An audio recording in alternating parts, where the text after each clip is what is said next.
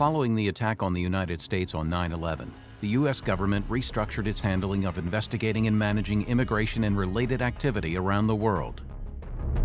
It created ICE, Immigration and Customs Enforcement. ICE now has more than 20,000 law enforcement and support personnel in more than 400 offices in the United States and around the world. In 2019, a camera crew was offered access to follow and document what the men and women of ICE do on a daily basis. Every year, ICE removes thousands of immigrants from the United States, the majority for committing crimes. We're not going to focus on the person that jaywalked down the street. We're talking egregious crimes, murder, sex offenses, child molestation. The vehicle just pulled up in front of our target house. How you doing? But the activities of ICE and its enforcement and removal operations is not without controversy. Hi, officer. I go hunting for these ICE agents over here. We see ICE as an assault on the very character and history of the United States. A lot of people want to make it out that ICE, ERO specifically, wants to target everybody in the country. They wouldn't come on our radar if they were here just for a better life. These are the men and women of ICE and the work they do 365 days a year. Are you going to comply this time? No. You're not going to comply? No. The human stories behind the headlines. Let's go home. And their core mission to enforce America's immigration laws. Beyond borders, inside American immigration. Showtime. This time on Beyond Borders, Inside American Immigration, a plastic surgeon with an alleged trail of botched surgeries behind him. This is not a good guy. They always have their side of the story, but then you have the truth. A drug importation deal done on the web. He didn't question anything about it. He just accepted the offer. And as officers begin a repatriation to West Africa, things start to go wrong. You always have to prepare for the unknown. This is the last stop in the United States for him.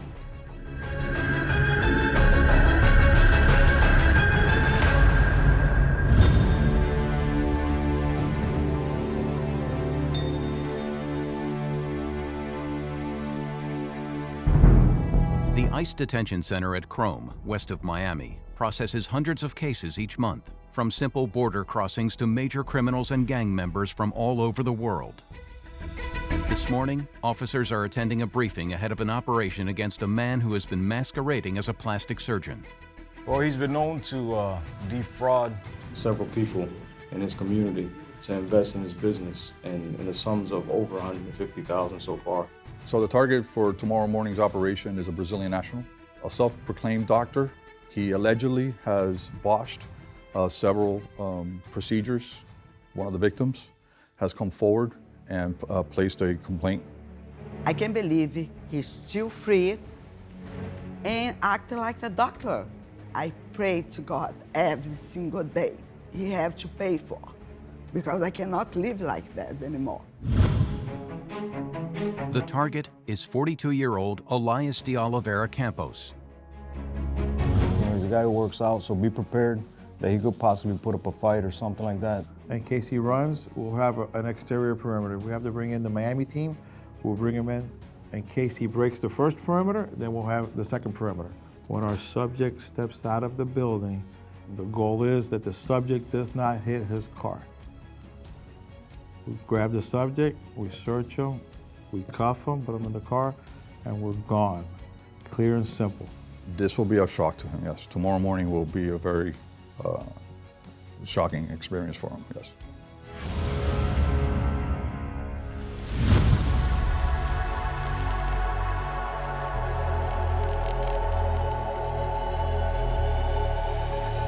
In Southern California, Officer HQ is attached to one of the busiest ICE facilities in the United States. We arrest individuals with criminal history on, I would say, a daily basis, numerous individuals. We're very, very busy. Being close to the border here in California, here in San Diego, we're just a few miles away from the world's largest land port, the San Isidro Port of Entry. The busiest, largest land port. So we deal with all this stuff on a daily basis.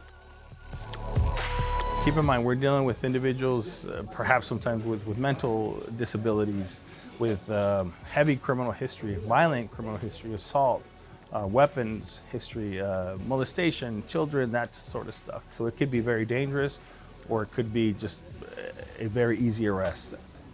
We don't know until it happens. HQ and his colleague Officer Sammy are processing a Mexican national in custody on a drugs offense. So the individual was apprehended at the port of entry for drug smuggling. He was taken to a local county jail where he was sent before a court and was sentenced. He was in county jail for about a year. We picked him up early this morning, and now we're beginning the process of potential removal from the country. Ahora vamos a tomar tus huellas, ¿vale? We basically take his fingerprints, we submit them to this biometric system, and that's going to tell us, for one, that he's already been encountered by Immigration and Customs Enforcement, and it's going to do a query, a search, and that's going to let us know if he had any other encounters, if he's had any criminal convictions or just entries into the United States. So it allows us to know his history. Sammy soon learns the serious nature of the crime. This is no street deal. Según dicen mi discovery que traía 11 kilos. 12 kilos? O 11? ¿De qué? De cocaína. 11 kilograms of cocaine that's worth up in the high dollars, especially the further they get into the U.S. Because of the seriousness of his offenses, I don't believe he will qualify to be released at this time, and he will end up at our detention center pending his immigration court hearing. The team need the man to undergo some further questioning. They want to know where he got the drugs and if he's linked to some bigger players.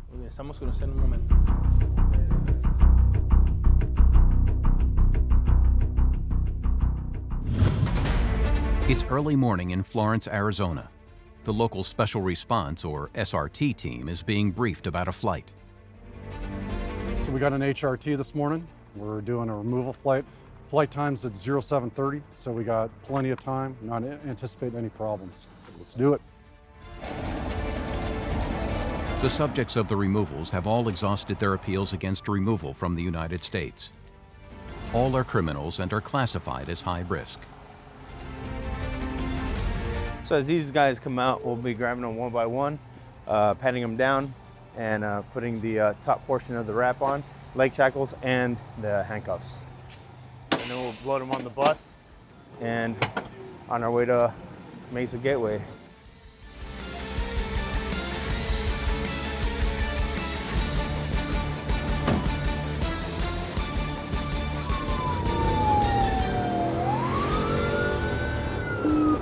All right, 10-4, we're going. The transports travel in convoy to avoid any possibility of interception. Shift right one. On this one, there's approximately 5 vehicles in this SHRC, which is special high-risk charter flight. When we get to Mesa Gateway, we'll have another SRT team from Dallas, Texas, that will be flying with these individuals. And you're kind of shocked at what some of these guys are capable of doing to other individuals. Of course, you know, it is sad when you have an individual that is separated from his family due to his actions. That also happens with United States citizens that are separated from their families when they commit crimes. They go to prison for so many years. But, you know, there's many people that come into the United States legally, and they do it the right way, and that's the only way that it should be done.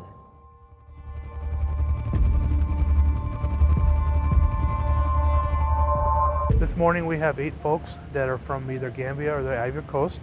They are all failure to comply, and what that means is ICE has attempted to remove them in the past via commercial aircraft, and either the subjects have refused to board the aircraft with physical force or caused such a disturbance on the aircraft, we've been asked to deboard the aircraft and get off the plane.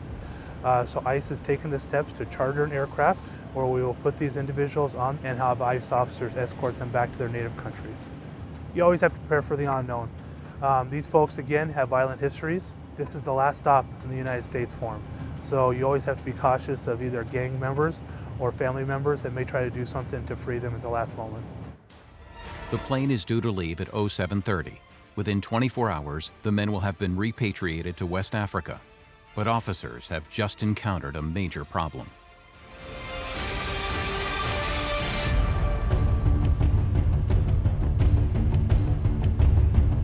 It's 4 a.m. in Miami. Carlos and the team are preparing themselves ahead of this morning's operation. All right, guys. Our target should be home right now. He's been home every day around this time, but most likely we won't see him until 10 o'clock, so be prepared for a long surveillance day. Coop's gonna have eyes. As soon as he says he sees the guys, I want Team 5 to start moving on foot and everyone else to do a slow roll in. As soon as we get up to the guy, we all collapse on him, and hopefully we have a safe takedown, all right?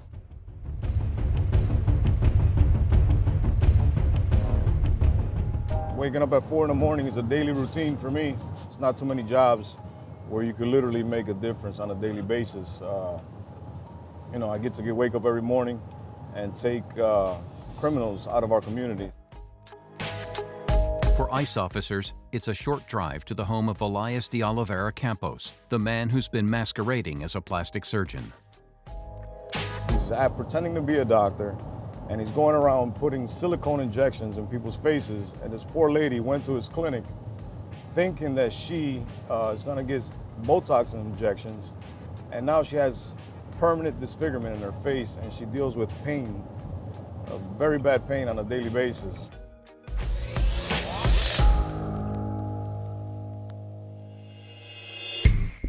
The team has set up its stakeout at Elias Campos's address. Officer Cooper has line of sight to his apartment. See where those lights are on the first floor and the second floor? That second floor, that's his actual door. Cooper's literally right in front of it. And as soon as he calls it out, we're just gonna start rolling. The people in the back, those two guys, they'll come out and they'll try to stop him from running back towards his door. If he ran back towards his door, slams the door in our face, it's game over for us. It's now just a matter of waiting.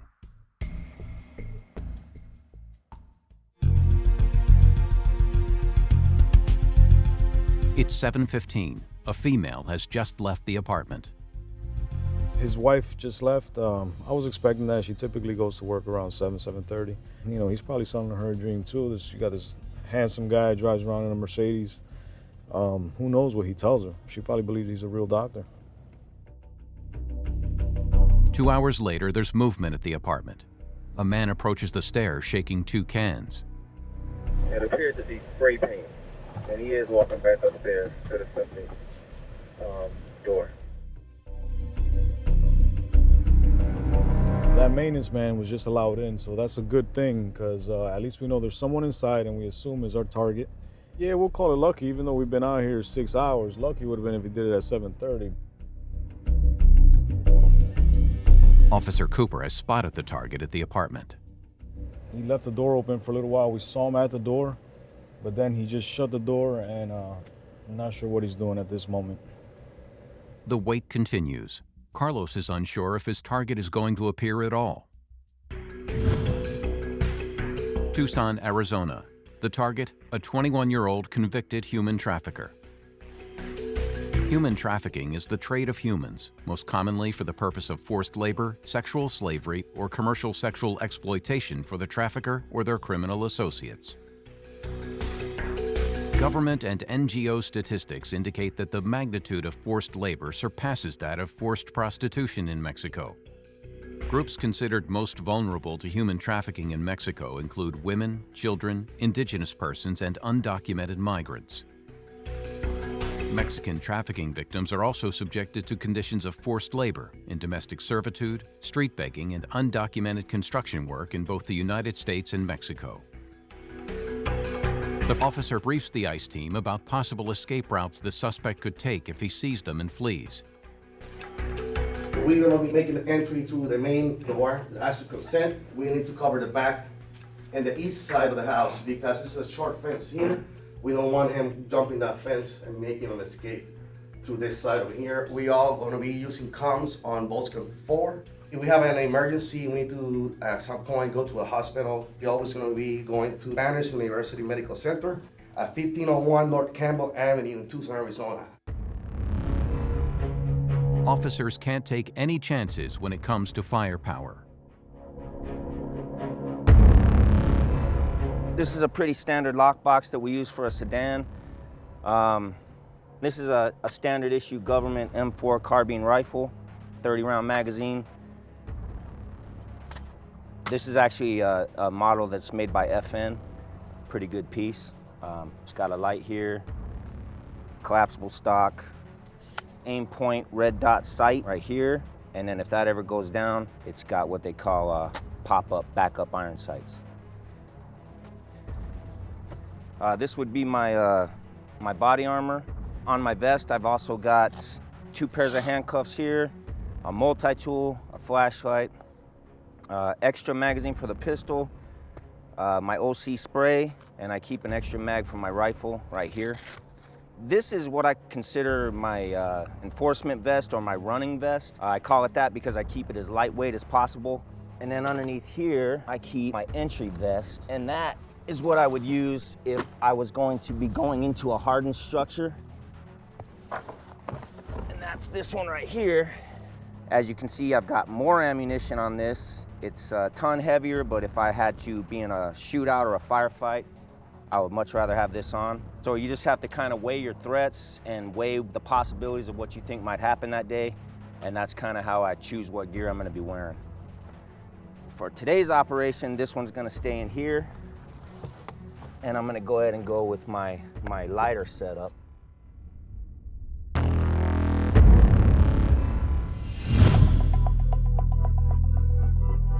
ICE officers must train to a higher standard than regular law enforcement police. Each officer must fire their weapons 4 times a year and reach a designated qualifying score to remain operational. At this time, load and make ready 1 12-round magazine. Police!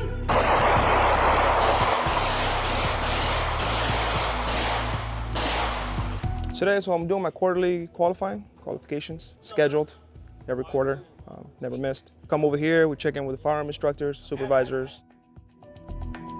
So today we'll be shooting very up close. We'll be shooting from behind, simulating a barrier on the left and right, and also going from the knee. Everything is timed. We'll shoot with our strong hand, weak hand. We try to hit all aspects of marksmanship while we're out here. Going hot. Eyes clear. Let's hear those police calls. Good. Police!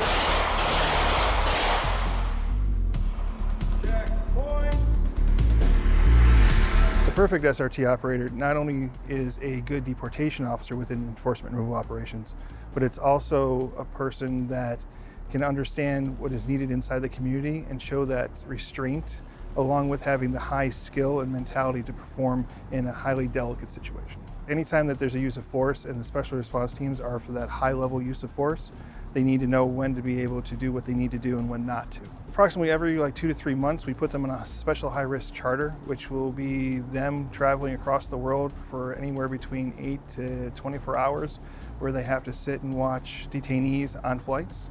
We also have operations here where we issue 1326, which is reentry after deportation criminal warrants, in which case we need to be able to either go into the houses or have a high-risk stop. We also use them for any type of issues when it comes to a detention facility and also for security in our building. In San Diego, the team carries out a dummy run.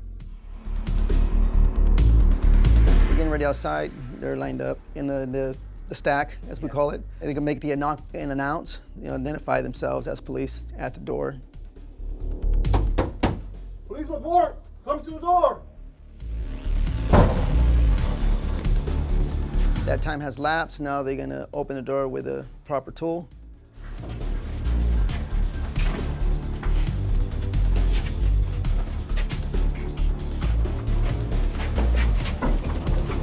The team has now came in.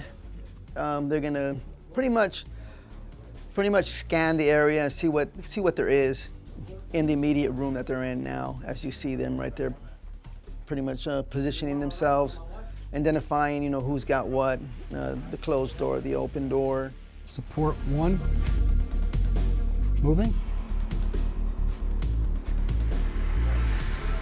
That door to the right, moving. Get the left. Clear. Support. Support 2. Support 2. Check the door. Door check. All clear. All clear. Last room.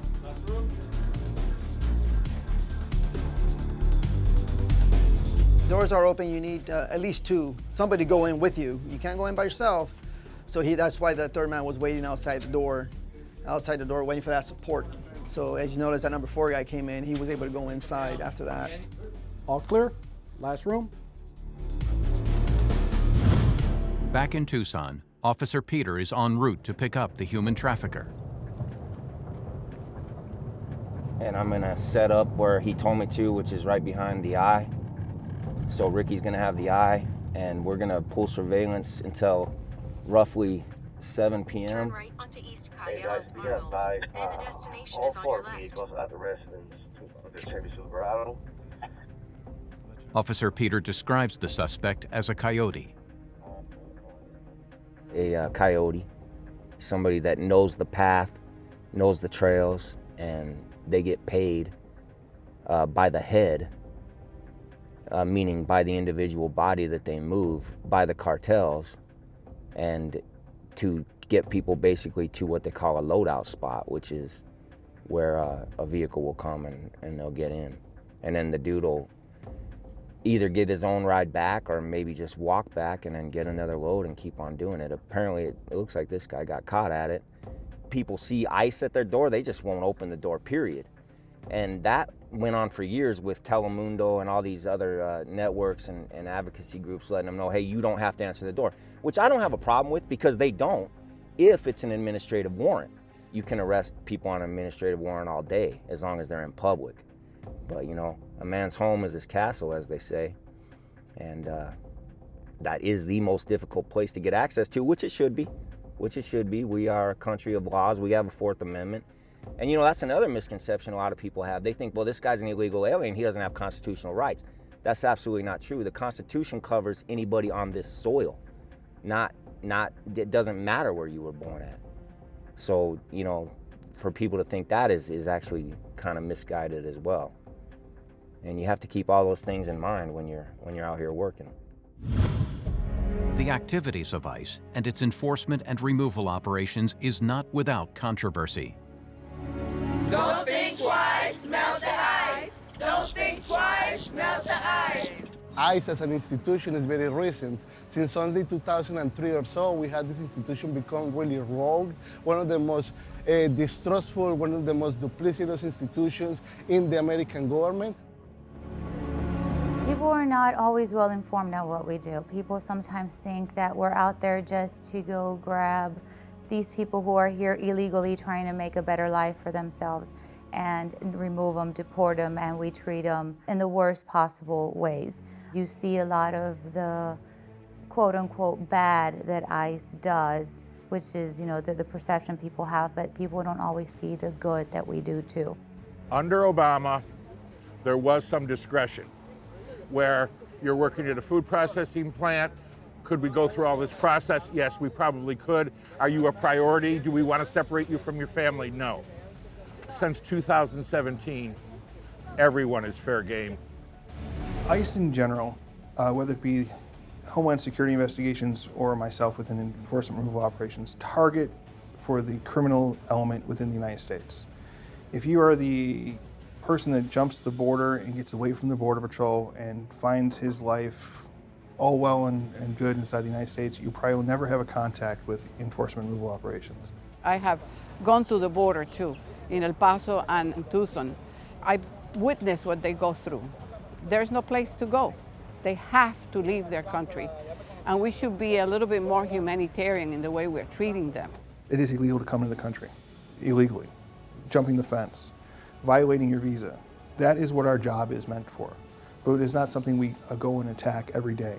About 60% of our population is going to be someone that's come in contact with the police or has some type of criminal background. Immigration and Customs Enforcement, it's an out-of-control rogue agency with little accountability that is tearing the fabric of our immigrant community apart.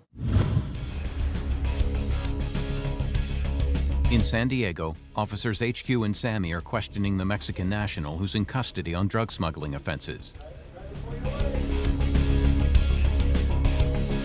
He's claiming he got the job online. Prácticamente, como ve que ahora con lo que ocurre eso del Face, pues que salen cosas ahí que lo engañan a uno. Salió pues una persona diciendo que ocupaba llevar cosas, encomiendas de aquí para allá. Y así fue como me engañaron y llevaron mi carro para, según tomarle fotos para asegurar que yo iba a regresar. Y ahí fue donde me pusieron las drogas cuando yo crucé. Subject alleged that he was contacted by somebody on Facebook, a social media platform, just to bring in what he thought was miscellaneous items. He didn't question anything about it. He just accepted the offer. He claims he was going to get paid $300 to just bring anything. My experience, I also know that sometimes that tends to be not true, simply because of the fact that he allegedly brought cocaine on with him. And knowing what these guys bring up, cocaine they just don't give to anybody on the first time. So it's a little bit hard for me to believe that that he didn't know what he was bringing up. Les ha afectado mucho, claro, yo sé, pues con la situación que pasó ahorita y más ahorita que estoy corriendo el riesgo pues de que voy a perder mis papeles, no voy a poder estar otra vez con mi familia y eso pues duele mucho, ¿verdad? Philadelphia. The target, a 36-year-old Mexican national in the U.S. illegally and a known drug trafficker. All right, guys, we're gonna have a pre-op brief for our operation tomorrow. After coming into the United States illegally the first time, he got into the drug trafficking business. He ultimately got 2 convictions. One, he got probation. The second one, he got 5 years incarceration in state penitentiary. At the conclusion of his 5-year sentence, he came into ICE custody and we removed him back to Mexico as an aggravated felon. Well, guess what? He's back again, all right? We have information that puts him in South Jersey at this time, so I don't think we're gonna just show up when he's working. The kitchen area locks from inside the restaurant and out the back, so we don't want him to give him the opportunity to lock himself into that kitchen. So I think the plan will be to pick him off either as he's getting dropped off at the business or just shortly after he comes out of the house. At Mesa Gateway Airport, Phoenix, a plane chartered to deport 8 African nationals is still on the runway. Departure time had been 7:30 a.m., but ICE officers have run into diplomatic problems. The Gambian consulate is holding up the entire operation. We were just told that the Gambian consulate wanted to talk to a couple of the individuals that are getting removed. Fortunately, last minute, there was some issues with the landing permits in the Ivory Coast. So currently the aircraft crew, as well as ICE Air Operations, is working through diplomatic channels to try to get those landing permits approved. You gotta be fluid in this job. You're supposed to be at a certain place at a certain time, and then you could be there waiting for a couple of hours, minutes, depends on the issue that arises. If permissions don't go through, the plane and the passengers could be stuck in the Arizona desert for the foreseeable future.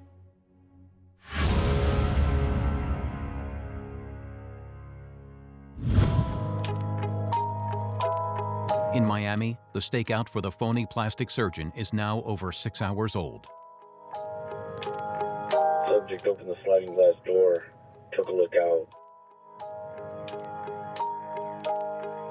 Then, suddenly, Subject just came out of his apartment, and he's locking the door as if he's going to come down to the car. So everybody, be ready for the call.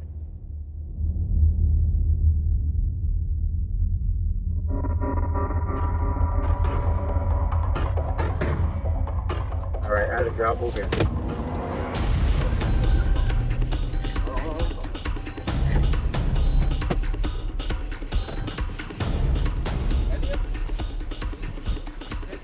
Turn around. Turn around. Okay.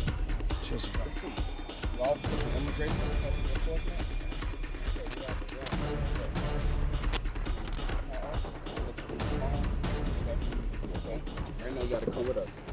We got our target in custody. We're placing them in handcuffs right now. We're just doing a safety check with the officers. So yeah, everything went well. Luckily, there was no incidents. Took a little while, but it worked out. But sometimes that's just how it goes. It's the part, that's the nature of the beast, part of the job. So.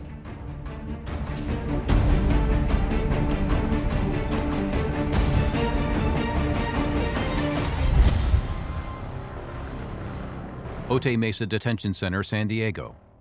Officer James explains the setup and the protocol. The Otay Mesa facility is an ICE detention center for detainees at multiple stages of the immigration process, from their initial appearance with an asylum officer all the way through their complete hearings with an immigration judge. We have 69 different countries represented here at Otay today. 258 from Mexico, 251 from Cameroon, 90 from China, 70 from Honduras, 63 from El Salvador. We also have 55 Indian nationals and 53 Guatemalans. We're here to make sure that they're treated in a fair, humane way and make it through the legal process that the government has provided. The individuals will go through the intake process here in this area. Once they get to their housing unit, then they're going to be scheduled for an interview with an asylum officer if they've claimed fear. So they have their interview with an asylum officer. If they have a positive determination of fear, what will then happen is they'll get referred to the immigration judge for a full hearing, where they'll go through that process. If they get a negative determination of fear, then they will have the opportunity to request a review by an immigration judge and have that review done, and if they lose that one, then they'll be removed. Well, if they lose their case, then they are going to be returned back to their home country. There's multiple ways that can be done. If they have a criminal record, then they'll be escorted by one of our officers. If they don't, we put them on a plane and we'll verify their departure from the last U.S. port. We have flights, regular flights down to Central America, and in the case of any Mexican nationals who are in custody that are being removed, we take them down to the port of entry and we return them over to the Mexican officials. In Phoenix, Arizona, a message suddenly comes across the radio. We got a Nissan that just got into front of our residence. A vehicle just pulled up to the residence, so maybe this is somebody that's gonna pick this guy up. There you go, so a car just pulled up to the house and he's watching it right now. We got a young male with a white shirt, white hat, could be our target. And we need to follow this vehicle. It's gonna come out of the cul-de-sac because it could be our target. It matched the description of our target, but I couldn't see the face. The same height, skinny, 150, we don't even know.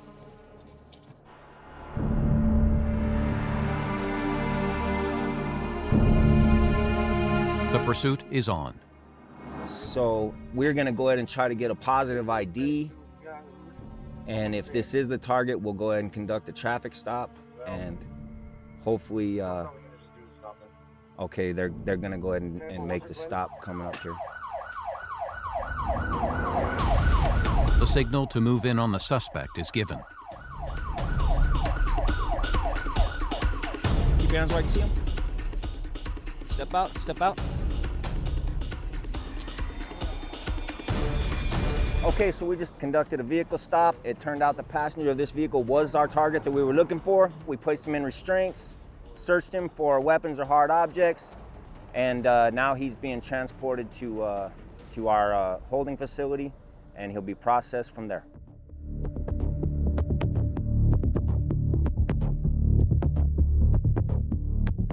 The bigger the deal is, the bigger the money you make, you know? The bigger the people you send, the bigger money it is. The more you have in the car, the bigger you get a check. Like for two, it was 3,000 plus 1,000 they put on your pocket for expenses. And then they buy you the car, you know, any car you want. In Phoenix, Arizona, Officer Alejandro briefs his team about 3 dangerous fugitives that have evaded capture. All right, good morning, guys. As you guys know, this morning we will be targeting for arrest 3 targets. The second target is a 36-year-old Mexican male who's been removed as well on 3 occasions. The ICE officers are on the move. Once we get closer, we'll know where people are positioned up. and we'll make a determination where we need to post in preparation for the departure of this individual. Repeat offenders are a top priority for ICE officers. Anyone previously deported by ICE is committing a felony offense if they re-enter the United States. The suspect is spotted getting into a two-tone pickup truck. It's an old Fox style F-150. It's 1995, I believe. It's two-tone. He's got a brown strip just above the running boards, and it's all white. It looks like the Tango driver. With a positive ID, the officers begin pursuit. 10-4, two cars behind you. He's going to have two small children, a wife or a female, and then another smaller child.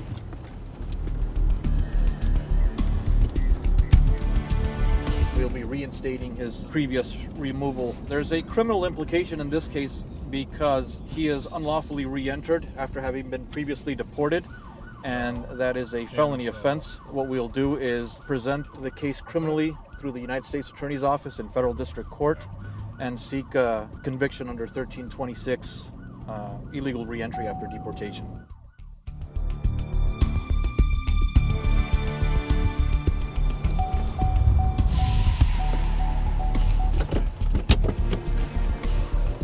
The team take the suspect out of the vehicle without incident.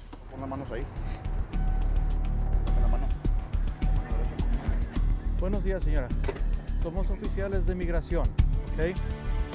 So, señora, usted no maneja, ¿sí? Okay. After a search for any weapons, the suspect is brought back for processing. ¿Y usted se puede llevar el troque con todo y tráiler? ¿Tiene licencia de conducir? He stopped on the street. One of our officers approached him on the driver's side, identified him. The wife is an individual that we're going to exercise favorable prosecutorial discretion on her. She does have the children.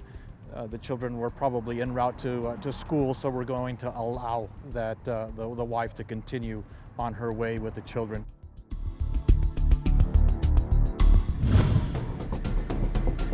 Back at the processing station, officers make a startling discovery about the suspect's background. The individual that was driving the landscaping truck that was accompanied by his wife and his children, he's actually one of the targets that we had already identified as the documented gang member. He was documented as a member of the Wetback Power 8th Street gang, and so it's great to have obviously been able to take him off of the streets and taking him, outside of the community. ICE officers have actively targeted organized gangs in the United States as part of Operation Community Shield since 2005. By 2011, over 33,000 gangs were believed to be operating in the country. In 1999, Hispanic Americans accounted for 47% of all U.S. gang members, African Americans 34%, and non-Hispanic whites 13%.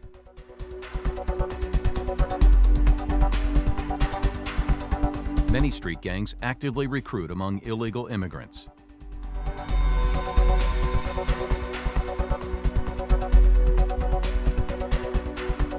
Nearly 8,000 street gang members have been arrested by ICE during the course of operations since 2005. Back in Philadelphia, the team make their way to the suspect's last known whereabouts. Truck's leaving. Looks like the brother-in-law is driving. He put the kid in the back. I assume the Tango got in the passenger seat. We think that the target is in the passenger seat, but there's also a kid in the car, possibly 2 years old. So we don't want to make this encounter with a child in the car. We don't have to. So we're going to try to follow the vehicle here and see where it goes. Each pursuit is different. And with a child in the car, this one gives officers something completely different to think about.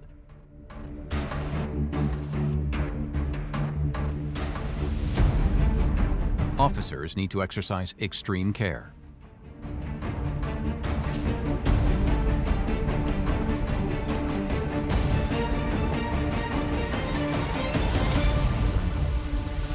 Suddenly, the order comes through on the radio to apprehend the suspect. Stop right there. Stop right there.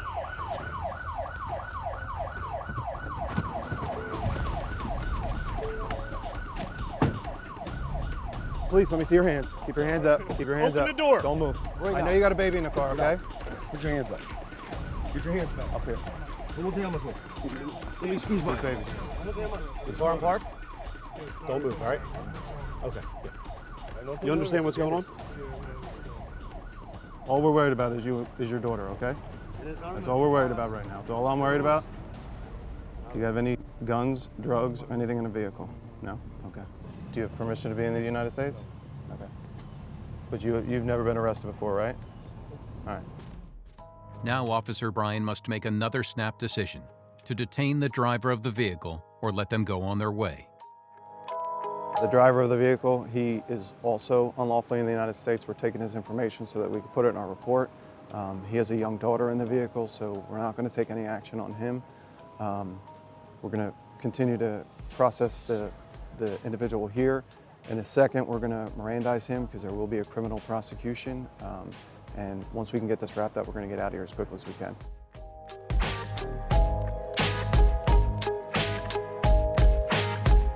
Back in processing, the subject admits to his criminal past, but claims he's just in the United States to work.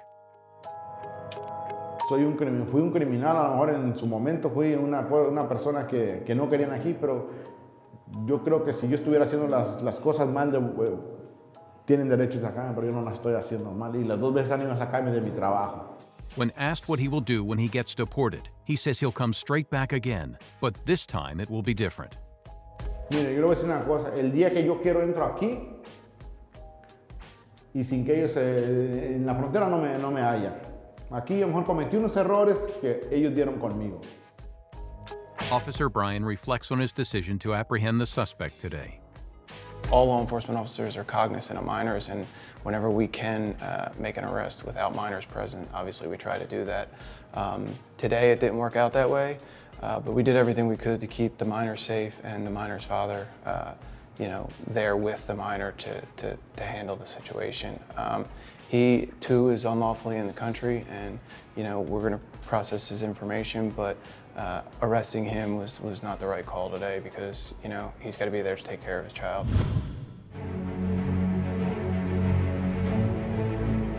In Miami, Elias, the fake plastic surgeon, is being processed. Não, isso não é correto. Eu tinha doutores que faziam botox. E eu referia, quando não tinha doutores trabalhando comigo, eu mandava pela clínica. Eu não sei mais o que fazer, eu estou preocupado porque é minha vida, não? Uma ex-sociedade que eu tinha antes eu tinha ex-sociedade, aí eu cerrado acesso à sociedade e essas pessoas estão tentando me matar. Já me tentaram me matar 4 vezes na caça e já me colocaram na cárcere com maldade. Aqui nos Estados Unidos? Yes. You know, he's going to be pleading for sympathy. But I've talked to many of his victims already. I've seen pictures. This is not a good guy. I'm happy that I took him off the streets. And they always have their side of the story, but then you have the truth. And sympathy does not equate to innocence. So in this case, I'm happy that we got him in custody, and hopefully we can effect his removal. 10 a.m. in Phoenix. As the Arizona heat is already in the 80s, 3 hours behind schedule, ICE officers finally get the go-ahead for the departure of the 8 African deportees to be repatriated to Gambia and the Ivory Coast. The holdup has caused an expensive refueling and a lot of hanging around. Now it's time to get the passengers on board.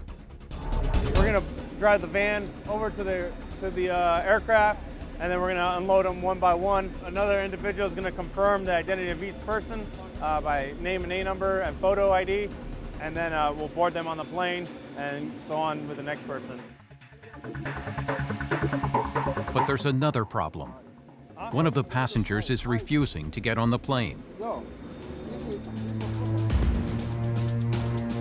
So we're almost ready to go. When we were working on the landing permits, the detainee became uncooperative and is now refusing to board the aircraft.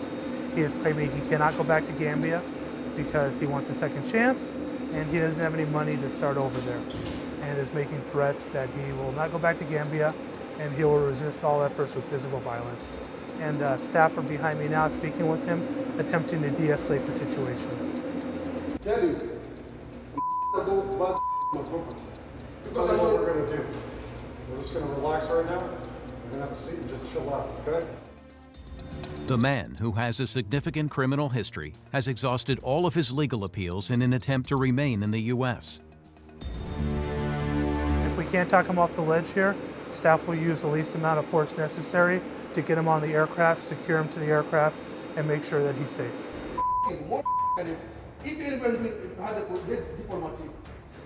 With time running out, the team are left with no choice. Now, over 4 hours late, the ICE team needs to ensure the plane takes off, but the prisoner isn't going easily.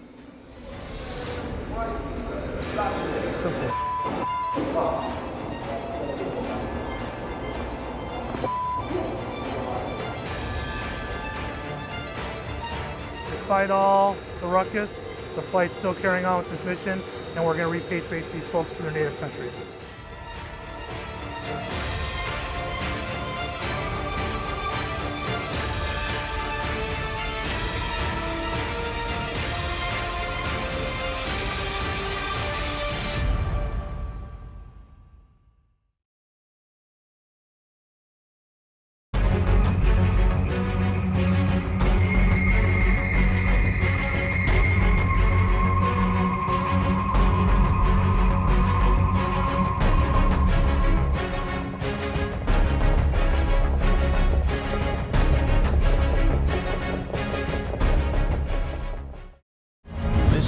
Beyond borders inside American immigration.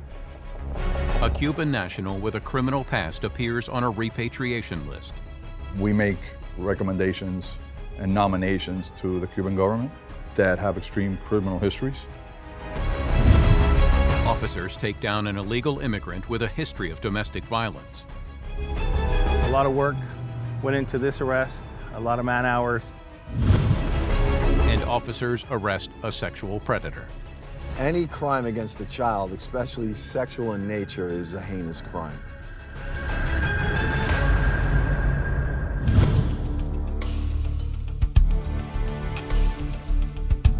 ICE officers in Miramar, Florida want to detain a Cuban national whose name has appeared on a list for repatriation.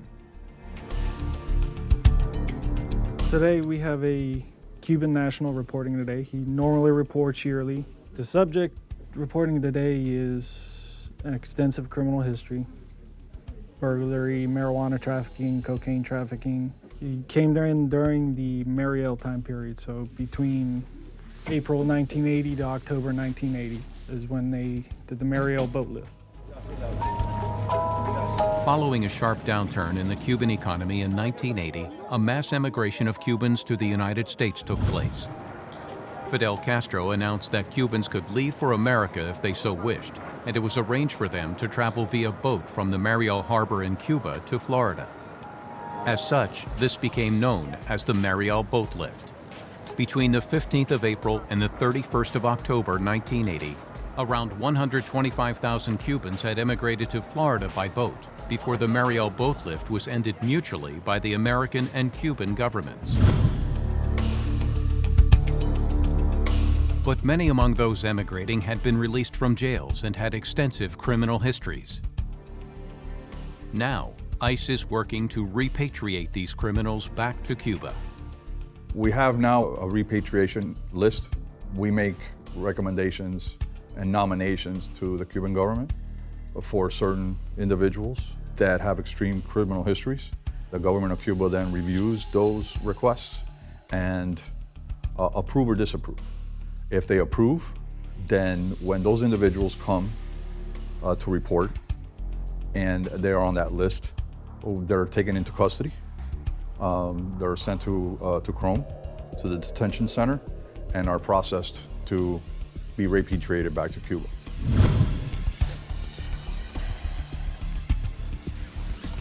Ma'am, subject here Final order Cuban criminal history popped up on the repat list. Get your approval for custody.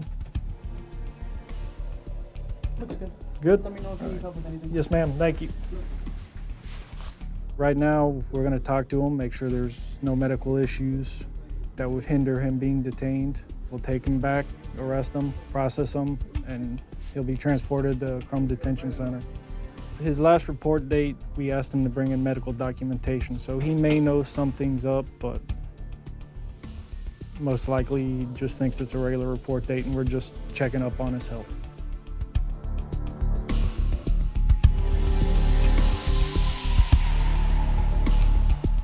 Okay, have a seat for me.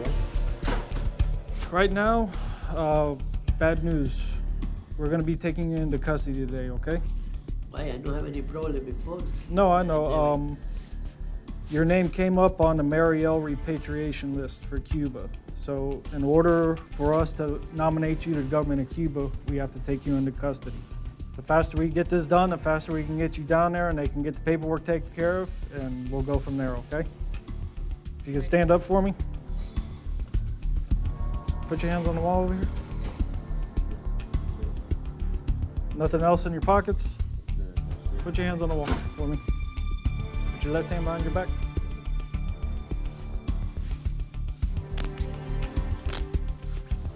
Don't turn on me.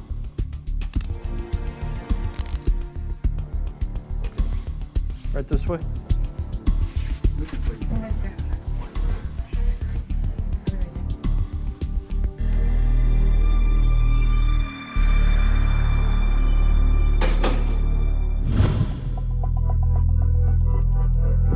In Newark, New Jersey, Officer Ken is giving a briefing about ICE's next targeted enforcement operation. This operation, Newark Field Office 2020, is going to be focusing on public safety threats, criminal aliens, gangbangers, and foreign warrants. Right now we have over 200 targets that we're looking to target for arrest during the operation, which will run from Monday next week through Saturday of next week. So it's a 6-day op. It's gonna be, like I said, long hours, long days. So get yourself prepared this weekend. It's very important that the locals are notified that we're in the area. I know there's situations that we're dealing with now with the sanctuary status in the state here where we don't get cooperation that we used to get. I've been doing the job for over almost 28 years now. Recently, as of March of this last year, 2019, the New Jersey Attorney General passed an immigrant trust directive, which severely limited the cooperation of the local and state law enforcement with ICE. ICE agents in Philadelphia face issues as they deal with local law enforcement. It's very difficult for us. There's individuals that we identify that haven't been arrested by the city of Philadelphia. They're in their custody. They've been charged with a crime. We know who they are. We know that there's somebody that we want to put in removal proceedings or have been already ordered removed, and they won't turn them over to us. They won't even give us a call to tell us, hey, this guy's going to walk out the door in an hour. Come and pick him up. They try to shield them from immigration enforcement.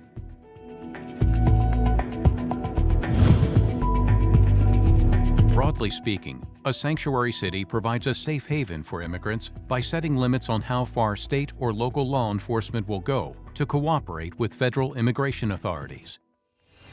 The ordinance generally prohibits the city from assisting ICE in the enforcement of federal immigration law, unless such assistance is required by federal or state law. We went from going from a controlled environment, from a jail, to a controlled environment to an ICE facility. Now, they're releasing those individuals instead of turning them over to ICE. So now we expend those extra resources where in the past we didn't. It does create some obstacles for us. If you have an individual that's illegally in the United States, whether it's in the jail, whether it's in the custody of the police department, you know he's illegally in the United States, and he has committed a crime or she has committed a crime, and yet you won't turn the subject over to ICE because of this new immigrant trust directive, and you release them right back into the community. How does that promote public safety? We in law enforcement are not supposed to play favorites. We are supposed to enforce the law in a neutral, apolitical, fair manner. And so when you say to one segment of the population, for example, illegal aliens, that you don't have to play by the rules, that is playing favorites. That is putting politics over public safety. And it's a disservice to all Americans and all individuals that live in the community, including legal immigrants, by allowing these people to go back out and reoffend. It's an unfortunate issue, and I know that many have addressed it in every level of my agency, even the department. And so as far as sanctuary, I interpret it as those that are failing to cooperate with us. We were not just trying to go arrest anybody and everybody. We still have our priorities, and our priorities start with criminals. One such case is a South American with multiple convictions living illegally in New Jersey. Officer Ken and his team are en route to arrest him. We're actually heading into the city of Passaic, which is 5 minutes away from Wallington. It's a Bolivian national that's actually illegally here in the United States. He tried to file paperwork to become legal in the States, and it was denied, probably because of his multiple convictions for DUI, and he also has a sex offense against a child. Any crime against a child, especially sexual in nature, is a heinous crime. As a United States citizens, you would be tried and go to court. You know, if you get convicted, whether you get jail time, probation, you know, it doesn't really matter what your status is as far as the crime. You still will be tried for the crime, as is people that are here, you know, illegally. They'll still be tried for the crime, and if they're convicted, you know, they'll get jail time, probation.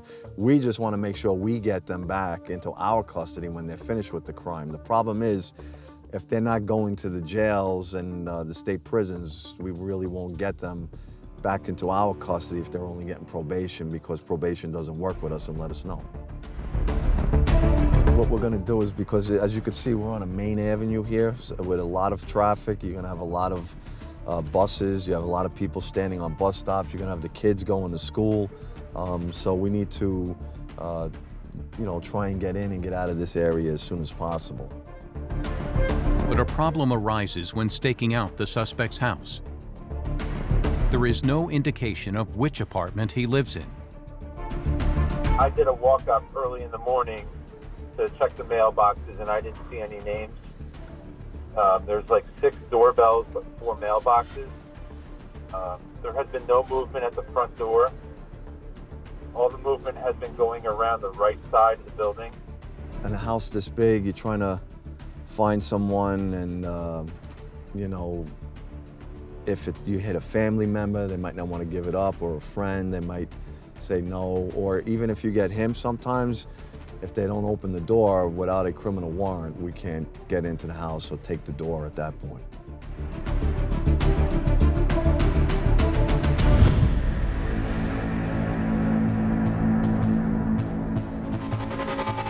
ICE Air Operations charters flights to countries that do not border the United States and brings detainees back to their home countries.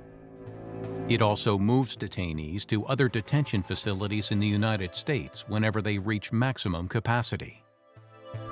ICE Air, which is a domestic operation and international operation, is based in Mesa, Arizona. And because we're so close to Mesa, we actually do send people all the way out to Mesa on a bus to put them on the plane that might take them to Guatemala, Honduras, El Salvador. Otay Mesa is going to be transferring, I believe, around 25 people today. 25 people will be bussed over to the San Diego International Airport, and it'll be put on a private jet that we have, and then they'll be sent to another facility. We call it a loop flight because the flight will actually travel all throughout the United States in a loop, and then it'll end up back here just as a regular bus schedule.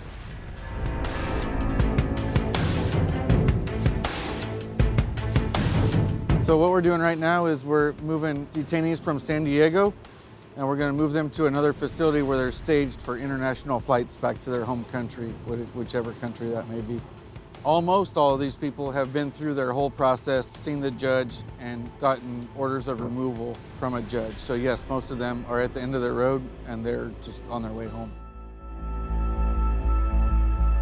Ourselves and the crew on the plane will be providing security around the airplane while we do what we need to do, because we are at the public airport. Once everything is secured, ICE officers begin the process of loading the detainees onto the plane. They have, I believe, 40 on board right now. We're at the end of the West Coast loop, so they'll pick up from everywhere else and then come here and pick up ours and then finish the flight to Arizona. This is at least once a week that we do these loop flights. When we have more significant stuff going on at the border, then these flights, we get more and more of them to keep up with the flow. But it's at least once a week. We usually are loading around 100 and pulling people off to send to Mexico from here.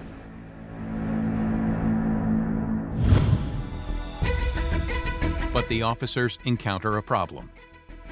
There is one detainee missing, and the plane is set to leave soon.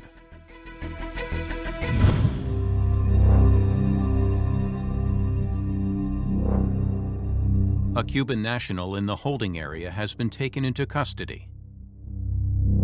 On several occasions, he says, well, I've never committed a crime here.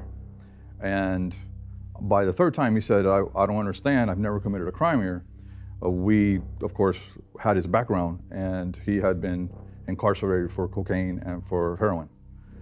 So when I approached him and I spoke to him in the holding cell, and I asked him, why do you continue to say that you have never been arrested here, but you've been incarcerated for these two kind of crimes? His response was, well, that was in Minnesota. And my response was, well, Minnesota is part of the United States. Stand up for me. Stand up.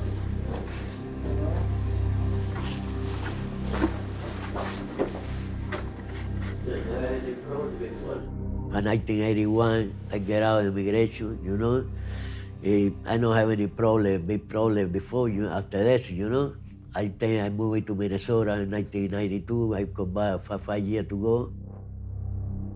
I have one problem only in 98 in Minnesota, you know. They 3 degrees for 1 sale of cocaine, but after this, I don't have, before I don't have any problem. After this, I don't have any problem either, you know. And right now I have a 5 years in Miami, you know, moving to Minnesota, to Florida. I worked for 5 years same place, you know. I don't know. Now I got a government check it today. I got it so lucky. I don't know, this is bad news for me. I got a good job. I lose my job, it's a good job, you know. I have my son in Minnesota, you know, he's 21 years now. I moved to Miami, I got a good job now. I'm working for 5 years, same place. And I live with my family, you know. I don't have any more problem before, you know. Now I have this situation.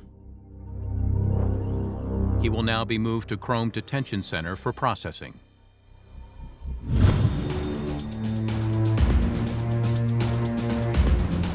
ICE agents are on their way to arrest Miguel Chavez, who is known for domestic violence. All right, morning, gentlemen. So those of you that have a copy of the FOW plan for today, we're going to be going after target number 2. It's going to be the second one in the packet. Current charges pending are domestic violence and destruction of private property from his most recent arrest. So if you guys want to come in close, I have some maps here to kind of describe what we're going to do. So right here is a blown up image of the street. Freeway access is right here. It's 2 stoplights from the intersection closest to the business. In the strip mall, his business is right here. There is no way to get from this location through the back of the business. There is no rear exits to the business. My intention is for everyone to get on target. I'm going to contact the suspect, confirm he's still there. This morning it's 6:30 a.m. So if anything does go sideways, closest hospital for evac purposes is going to be Tri-City, which is just west of this location. This could be a 3-minute operation. There was a lot of man hours in this, gathering intelligence, surveillance, planning the operation, getting the officers together. Surveillance indicates that the subject is there now. He's at the place of business. we're hopeful we'll encounter him and make the arrest without any incident. We want to go home in the same shape or better than when we arrived. Officers identify the suspect and spring to action.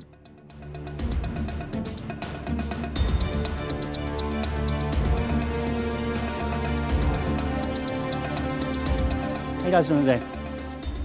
I have a arrest warrant for you. Come with us. I have a warrant for your arrest and you come with us. You're under arrest. Stand up. Stand up. Come here. Come here. Come here. I'll explain it to you in a minute. Step out here. You was here yesterday? Yes, I was here yesterday. You don't remember me? Do you have any medical problems or anything? You take medicine for anything? Okay. Do you have any kids at home, like little kids? No? Okay.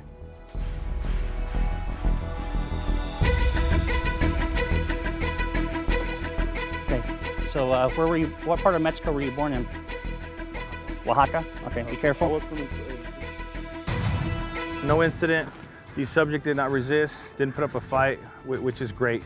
Nobody got hurt, nobody interfered without incident. A very brief, quick arrest. A lot of work went into this arrest, a lot of man hours, and success. We're gonna head down to our main building where we're gonna process the individual, take biometrics, and then figure out how we're gonna process the case accordingly.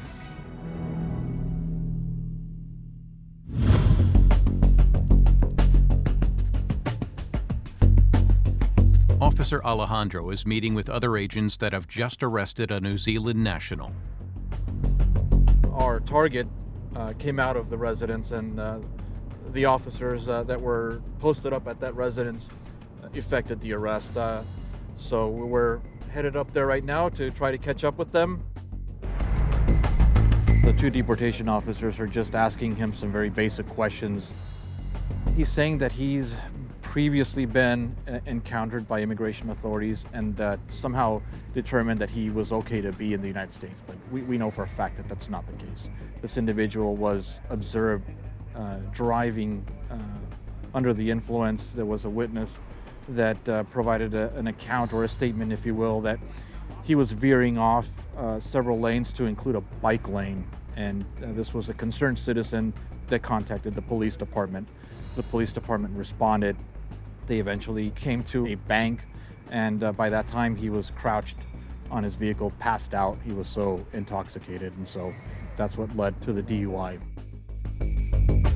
One of the things with the restraint process that we're going through here, it actually makes it for a more comfortable ride back to the office. His hands come from behind him, from the small of his back behind him to the front, but they're tied to the waist chain, and it makes it for a little more of a comfortable ride. The New Zealand national will now be transported back to the field office for processing.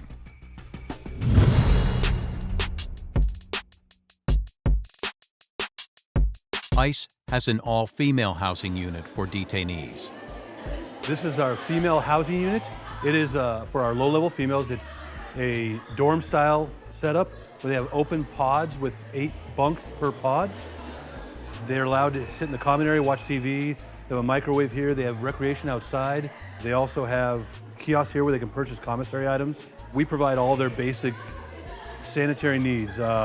Soap, shampoo, toilet paper, that's all provided. But they have access to the phones here most of the day. They can call their family. There's consulate phones. They can call their consulate on there. They can call their legal service providers.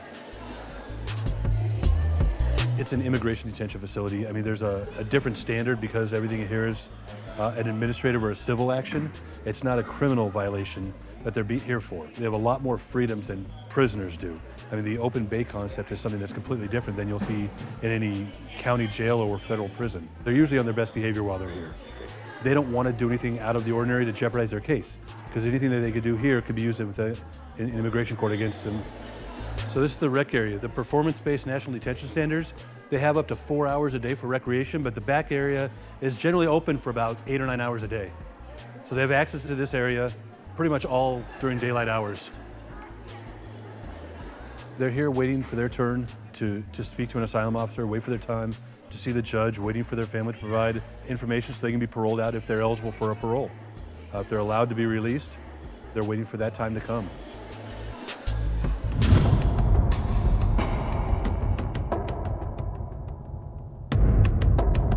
Officer Ken is outside the apartment of a sex offender. They don't know the exact address of the Bolivian man, and time is running out. He needs to make a decision before they blow their cover. Do you want us to wait for the other SWAT guy, or do you want us to hit it now? What's the ETA? It was about 5 minutes ago. He said 20 minutes out. He's coming from North Bergen. He's probably going to hit traffic. Yeah. All right. I'll give Alex Shalashava a call because his comms are down. Okay. And I'll let him know. That we're going to hit it now. Okay, the officers are walking up to the residence. As you can see, it's a large residence, multiple apartments in this house, so we have to ensure that we cover the sides and the back and ensure that, because a lot of times people will run out back doors, they'll jump out windows. Police, open the door.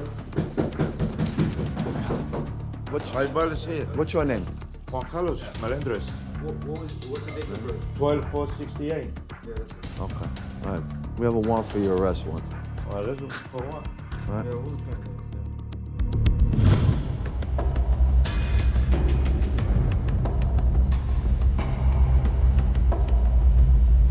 We were knocking on the doors for a while. There's 3 different doors. Someone came out, we were talking to them, and then we asked, who lives in this one? And they said, well, a Bolivian family lives over there. We knocked on the door, he answered the door, he gave us consent to enter the apartment, and we told him, that we had a warrant for his arrest. So it takes a while, especially when you're in a large house like that, and that's why I talk about officer safety, because you're going into the unknown. They know what's in the apartment, we don't, and we have this multiple dwellings that we're dealing with here, and so it worked out. It worked out well, and we were able to make the arrest, and now there's another sex offender that's off the street right now. The offender is now in custody and will be brought back to a detention center to be processed.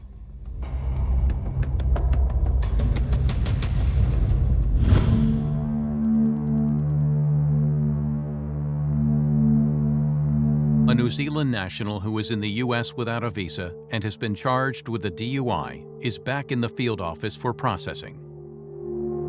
So at this point, we have brought into our office the last of the arrests for today's targeted enforcement operation, and it is the gentleman from New Zealand, the citizen of New Zealand. We'll be taking his biographic information and we'll be capturing his biometrics through digital 10 prints and a digital picture, obviously here. It'll search our database and it'll create a booking in record for our office. He has been previously refused entry because he's from New Zealand. There are certain countries that we have an agreement with, and they participate under the visa waiver program. And what that means is that they're exempt from the requirement to come in. The documents that you need to make entry in the United States, you need a valid and unexpired passport and a valid and unexpired visa. So for the visa waiver program people, we don't necessarily need the valid admission into the United States as a visitor, but I suspect that this individual is an intending immigrant. And an intending immigrant would mean that he wants to come and live and reside and work in the United States as opposed to just visit.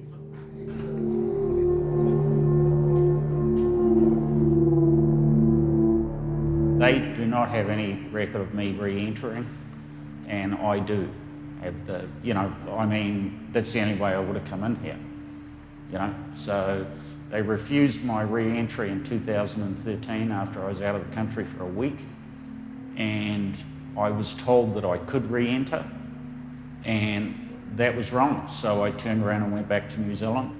I didn't have any reason to stay in New Zealand, so I lived in Mexico for several years and then drove back up here. As far as what the officers have told me and the detail that they've got, they can't figure out how I got back into the country, basically. When I said to them, hey, I drove my truck from Mexico across to here, that's exactly what I did. The reason why I was living in Mexico, because I was running my business from Mexico to here, because my wife was living here and she could come backwards and forwards. Apparently they'd go and lock me up and wait for a court hearing, wait for me to go in front of a judge. I don't know how long that takes. He said to me it could be up to 2 weeks. I don't know. I don't see the point in being locked up, you know. I mean, hopefully I could get out on a bond and keep my affairs in place, and then, you know, I really don't know until I speak to an immigration attorney. He will now have to wait in detention, and the court will decide his fate.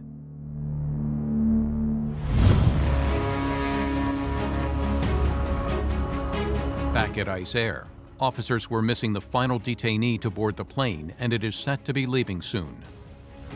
Customs and Border Protection guys got here a little late. They got locked outside the gate, so we had to go back and get them and let them in, escort them over here. We had a couple of little hiccups, but we got everything squared away. Everybody's on the plane. Everybody was approved, so we're good.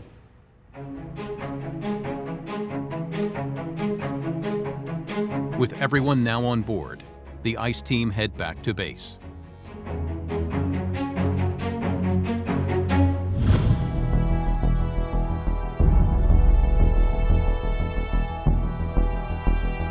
The ICE Detention Center at Chrome, west of Miami, processes hundreds of cases each month, from simple border crossings to major criminals and gang members from all over the world.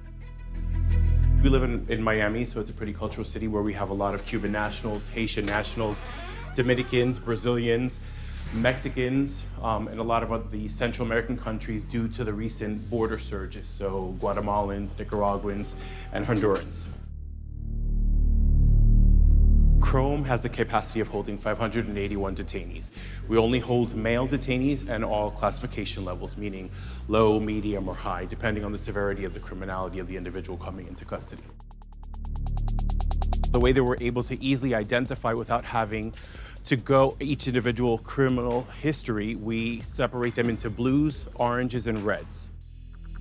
A low-level orange and a blue will be able to be commingled.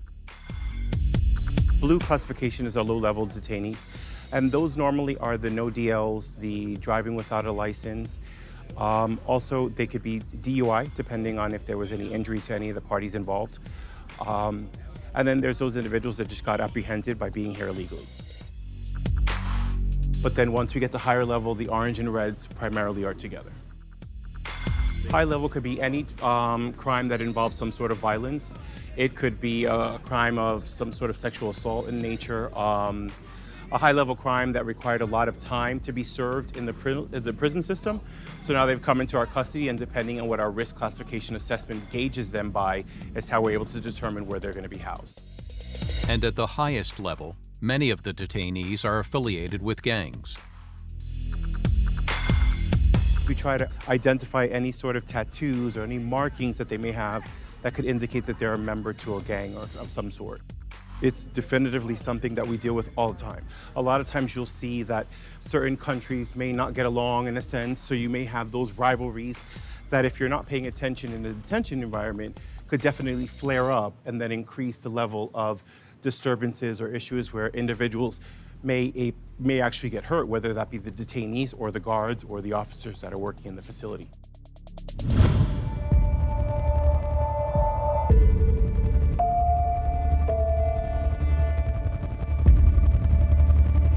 The Cuban national, with a history of drug trafficking, has also been moved to Chrome.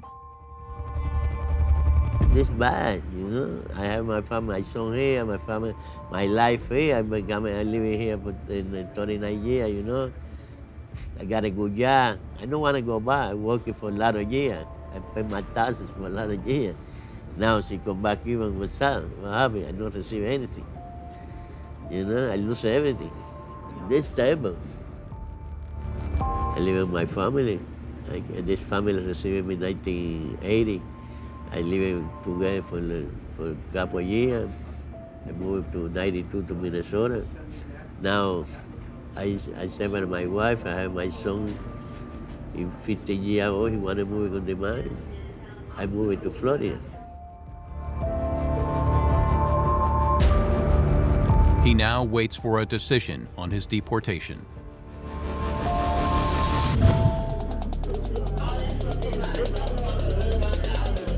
As you can see, the majority of the individuals are in their orange uniforms, so meaning they're either medium or medium high. And so here we're also able to accommodate religious diets, medical needs that are specific to the individual. So even though it's an assembly line, if they have a specific diet that they need to adhere by, then they're labeled on their wristband. I can see here it's rice, beans. It looks like a tuna casserole. We have their greens, French fries, broccoli, fruit salad. And then the protein today is what? The chicken salad. They have access to their beverages, and then there's a commissary, so if there's anything that they would prefer to purchase on their own, they can also use that as well. Each time they finish with eating in the dining hall, they're always patted down just to ensure that there's no contraband being taken from the cafeteria into the dorms. That could take the form of utensils or anything that can be sharpened, or actually fruit or anything of that nature, so that that can be held and fermented and create what, could be some sort of like alcoholic beverage like hooch. So that's why they're checked here. They can take what they've purchased from the commissary. So those are authorized lists of things that an outside vendor sells, and then they're able to purchase with their own money. This is one of our housing units. This holds 3 different pods on each floor. Each pod has the ability of holding 60 to 65 detainees. And again, these are separated by classification levels as well. So we're gonna go into this pod. This is where they sleep. This is where they're able to have their phone calls. We have video tablets that they have individual ability to use so that they can contact their family, video, visitations, any sort of entertainment such as movies. They're able to go back outside and they can either participate in basketball, volleyball, football, soccer, which is big, contingent upon the population of inmates that are, some detainees that are here. And some of them may actually choose to use the law library so that they can work on their cases if need be. And then there's also visitation from their attorneys or anybody that may be waiting for them. Not because I work here, but Chrome is a fantastic, fantastic detention center. From the medical health centers that we have here, the ability to treat individuals with mental health, the therapy programs. A lot of times individuals come into custodies and upon their medical evaluations, they're being discovered of things that are life-threatening that they didn't even know they had. So, as a whole, and then that coupled with the fact that we try to treat everybody with human dignity, we treat everybody with respect, with professionalism, so that it makes it easier to work in this environment because we understand they're only here for immigration, and then the determining factors is outside of our hands because it lies with the immigration judge, and then we act accordingly. But in the event that any of these individuals are released back into the community, we face a chance of maybe running into them when we're with our families, when we're in a mall, when we're in a shopping center. So therefore, we want to make sure that everybody's treated equitably because it's not for us to make those decisions. Plus, you want to be able to feel comfortable that you can wholeheartedly say hello to somebody, that this is just our job. This area right here is our outpatient. This is where we see the majority of the patients on a daily basis. We see patients who are new incoming to the facility, and we also see our chronic patients as well. Chronic refers to chronic type conditions such as hypertension, diabetes, asthma. We have patients who have been here in the States for a number of years, and they have had medical care elsewhere. And we also have people who come from other countries where they have never seen a doctor or they have never seen a dental officer. And at that point, we are the first ones diagnosing whatever condition they may have. And they will require a rather extensive workup with blood work, multiple appointments until we actually make the right diagnosis and come up with the right treatment that they may need. We also have had people who come here unbeknownst to us, for example, in the middle of cancer treatment. And we assess those cases, and if we can safely continue their cancer treatment under our custody, we do so. Otherwise, we may make certain recommendations to ICE to consider release until the treatment is completed.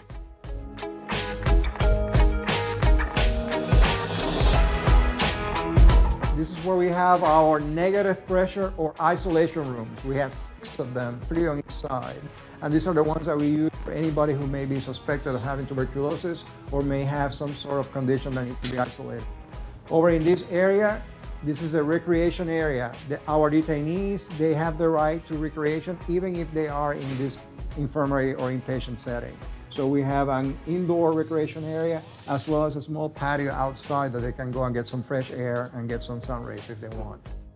We have a medical staff assigned to the area to see our medical patients. We also have a psychiatrist here who sees the mental health cases. We have a very large mental health staff here because we see quite a bit of mental health cases. We are basically kind of a referral center, if you will, for the agency because we have so many local area hospitals that we can tap into to have our patients seen. This is the mental health side of the house. As you can see, the beds are different. They're bolted down. They can come here with a diagnosis of schizophrenia, develop an acute psychotic episode. We have had those, and they have required both physical and pharmaceutical restraints. And there are people who have long-term medical issues. In the facility per se, we have people with mental health problems that range anywhere from situational depression. They just got, for example, detained, and of course they are feeling depressed because they just got detained, and that's normal. That can happen to you, for example. We may have somebody suffering from bereavement because they have a family member who died. Or you can have somebody who has had chronic, long-standing mental health issues with like long-standing schizophrenia, psychosis, and so on and so forth.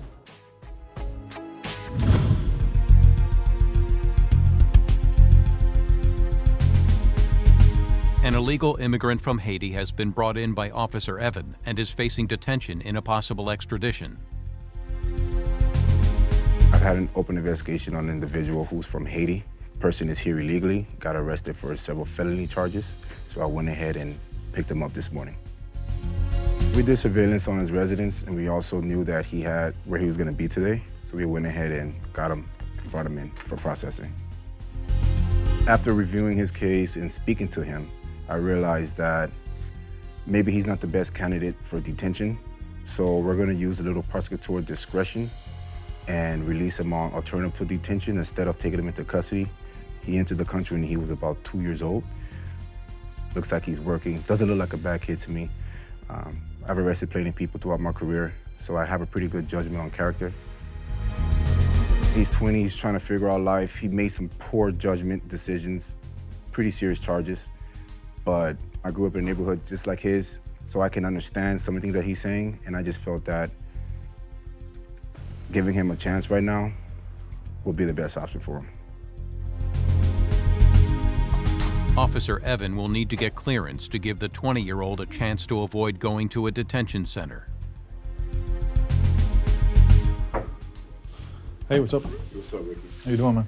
I got this case. I got my target this morning. Just judging off his character, doesn't seem like taking him into detention right now would be the best option for him. He's in high school right now. He didn't graduate. He's in night school now, adult school, alternative school, trying to get a GED.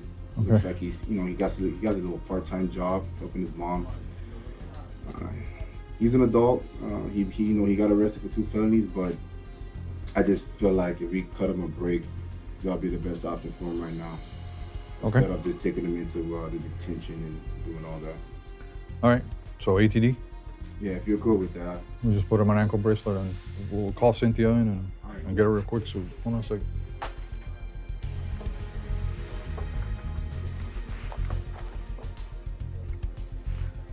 Hey Cynthia, can you come to the office real quick?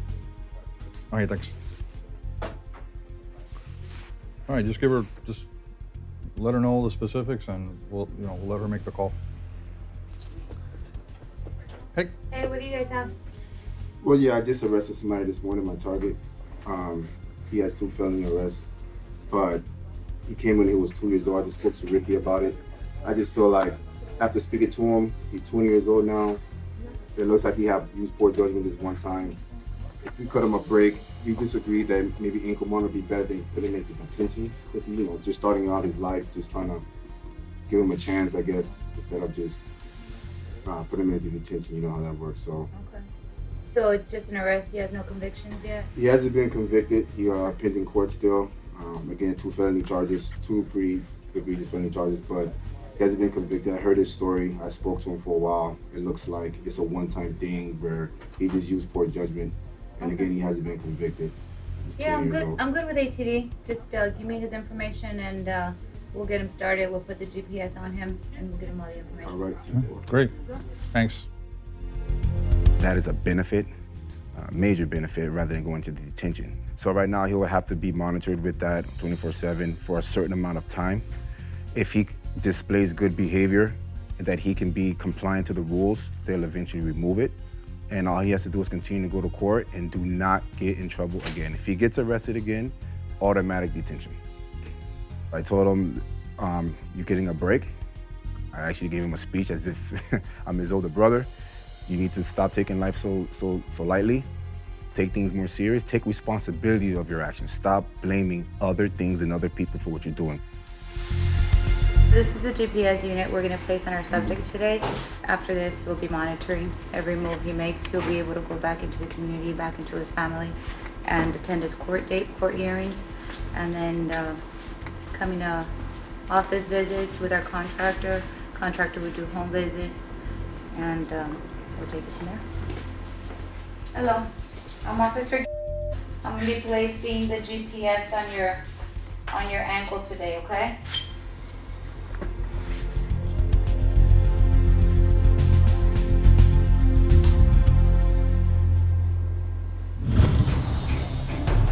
With the GPS ankle bracelet secured, Officer Evan walks the Haitian national out of the ICE center.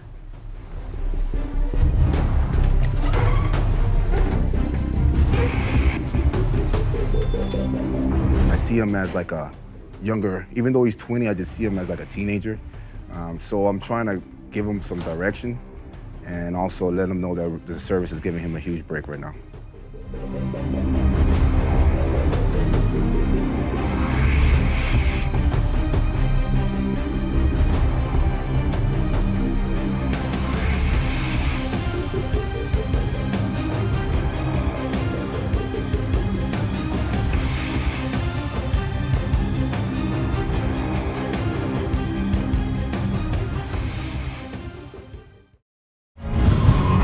This time on Beyond Borders, Take him down, kid. a Salvadorian murder suspect and gang member is tracked down to the streets of New Jersey. A woman is released back into her community with an ankle monitor while her case is being processed by a federal judge. We go inside the dining facilities at the Otay Mesa Detention Facility on the Mexican border near San Diego. We see how detainees receive medical treatment at Florence Detention Center in Phoenix. A Mexican fugitive suspected of money laundering and narcotics distribution is apprehended in Tucson. And the clock runs down for a Guatemalan man wanted for illegal entry into the United States.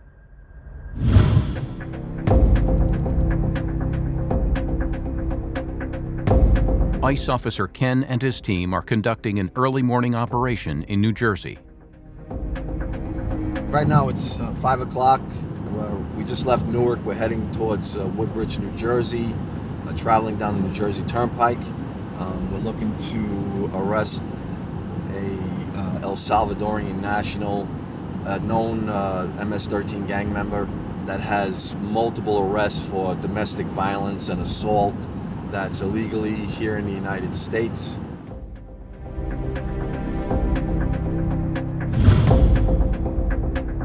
MS-13 is a violent criminal gang whose roots date back to 1980s Los Angeles. Early members were from El Salvador, young men escaping the 12-year civil war in their home country, infamous for its extreme cruelty. Some consider MS-13 to be the most dangerous and ruthless gang in the world. We're going to set up by his last known address that we have. Intel states that he should be at this address. It's always fluid, but we'll be setting up there waiting for him to leave the residence to make the arrest as he's leaving his residence. Any gang members, especially MS-13, can be armed at any time, whether it's a firearm, machete, knife. So you have to use additional caution when you're trying to arrest someone with that criminal background. We're here to keep the community safe, and that's what I feel the main job and the main function of ICE as an agency is, and we do a very good job of it. Unfortunately, the barriers that we're facing now make the job harder. the law enforcement agencies and the officers out in the field, they don't know what they're supposed to do as far as when they contact ICE. And I've told them, look, anytime you call us, we're there to help. We'll always be there to help. A lot of times they're like, well, I don't know if I can hold this guy for you. I'm not sure if we're supposed to call you. So what this Immigrant Trust Directive has created is confusion. And being a law enforcement officer, the last thing you want out in the field is to be confused.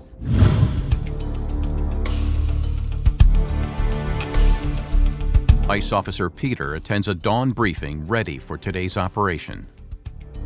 This target was referred by our non-detained unit, the subject of final order of deportation. He appealed this case. That appeal was dismissed, and he asked for the Ninth Circuit to review the case. That review was denied. So as it stands, he's a final order. First conviction was a transportation of and selling of narcotics. We have a possession of firearms and ammunition conviction, which was vacated. And the subject was involved in a murder, which he was arrested for in 2011. He's still considered a suspect in the case. So the house is right here. This is River and this is La Cholla. There's a Basha supermarket right here. I'll set up on the eye right around here. It gives me a straight view to the house right here. I'll have you set up right over here in this Burger King.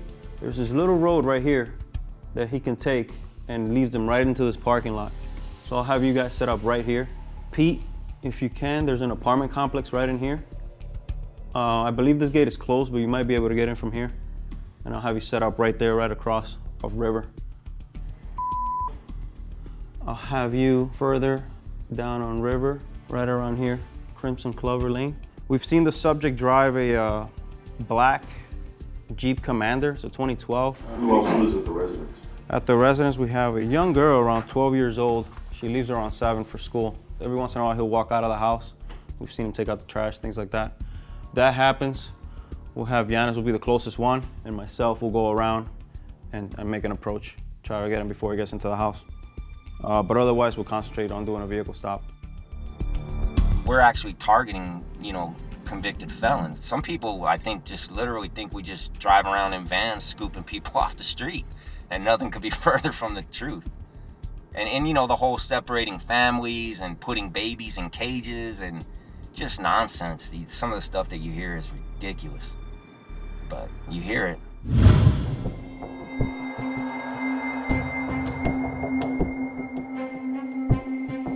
It's sunrise in Newark, and ICE Officer Jose is hoping to arrest a Guatemalan illegal immigrant who is wanted on a charge of driving under the influence, or DUI. You see him still? Are you all on Mount Vernon, or where are you guys at? Two of us are on Mount Vernon. One is on Manor. Okay, so we're down the street. We're actually came in through Mount Vernon, so we'll just chill over here. If you guys are gonna do a vehicle stop, let me know. Okay, roger, sir. Yeah, I figured it'd be better off if we do a vehicle stop, security purposes and everything. Yeah, no, that'll be perfect. Okay, excellent, sir. All right, Yep, we'll call it out. You'll hear us on the radio. Okay, sounds good. Thanks, sir. Bye. Newark is considered a small field office. It's a little bit over 200 employees. We service all 21 counties in the state of New Jersey, but we also partner with our partners in New York and Philadelphia. We do joint operations all the time. So my job is to make sure that our enforcement is done judiciously and efficiently. So we prioritize criminal aliens first. Murder all the way down to what I think DUI is a public safety risk. So I'm gonna prioritize you. I'm gonna go after you, and I'm gonna take you off the streets.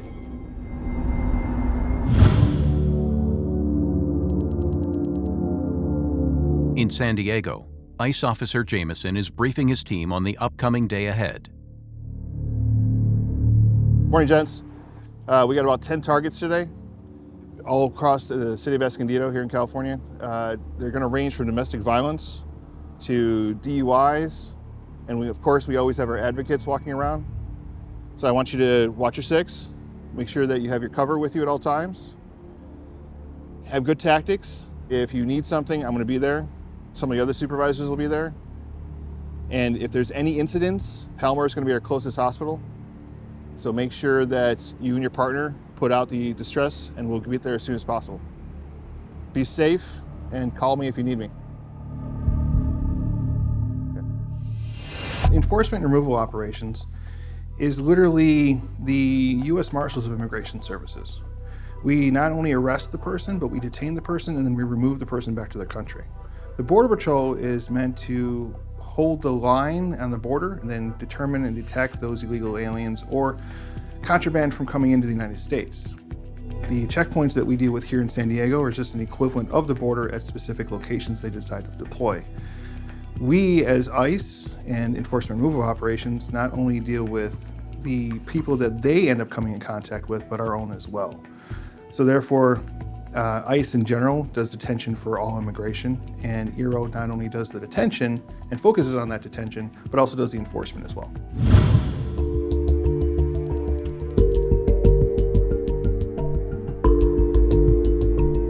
ICE officer Cynthia is dealing with an undocumented woman who illegally entered the United States at the Mexican border. She is being monitored with a GPS ankle bracelet while her case is being processed through the legal system. This person was placed on a GPS on the border when she came in. She's gonna live down here in Miami, so she's kind of like a high risk. So instead of putting her on a detained setting, she's non-detained, but with an ankle bracelet to where she has to comply with several requirements, like she gets home visits, office visits, until we are satisfied that she will be compliant with the program. Between them not having any documentation, we really don't know where they're going to be living. We just want to make sure that they are coming to where they're saying they're going. And it's a GPS unit, basically just like any GPS. It sends signals. So whenever we have somebody that is tampering with their bracelet, we get an alert. They're called emergency reports. If we actually have somebody who cuts it off, they also get an emergency report. So this is constantly coming back and forth, beaming and being tracked. She has brought in her passport. She's been compliant with her office visits, her home visits. We have had no emergency reports on her, which means she's been good with everything we've asked her to bring in, any documentation that we've asked her to bring in, she's been good. So we no longer require her to be in the program. Additionally, she has a court date, which is longer than 12 months from now. So we're gonna take her off the program and put her just in a regular non-detained setting. A lot of people here illegally might never get encountered by immigration because they're basically following the rules, not getting in trouble here. It's those people who come here illegally and then they go commit a crime. Of course, you're in jail, you're gonna run across ICE radar because now you've committed a crime and we're gonna do our job.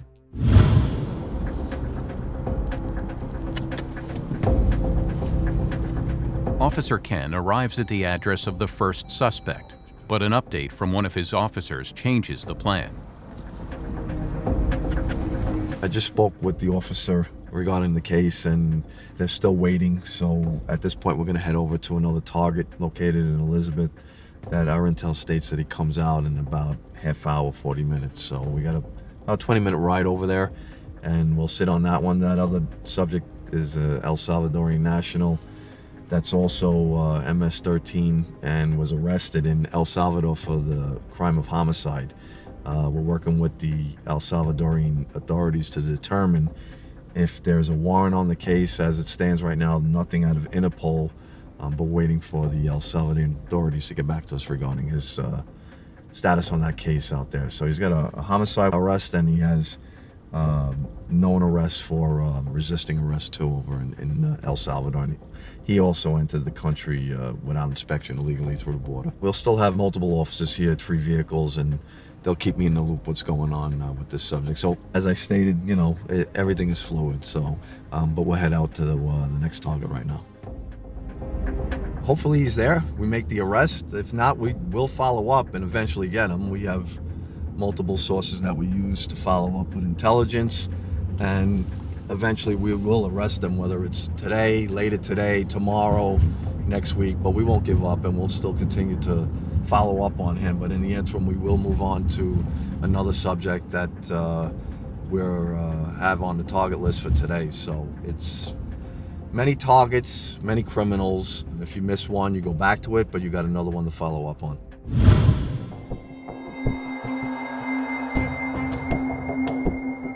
In Newark, officers think they have spotted their suspect. Hi, Cam. Stu.10. Is he on foot? Is he going to? Oh, he's going in this van right here, dude. Yep, this gray truck right here. Hey, here he goes. He's going on Mount Vernon, going say southeast. Craig, let's get ready to do the vehicle stop. Okay. It's on Mount Vernon. He's approaching the light now, dude. 4 cars, 5 cars off. What's the make and model of the vehicle? Big gray Dodge truck is at the traffic light of Manor and Mount Vernon. Right? I see it.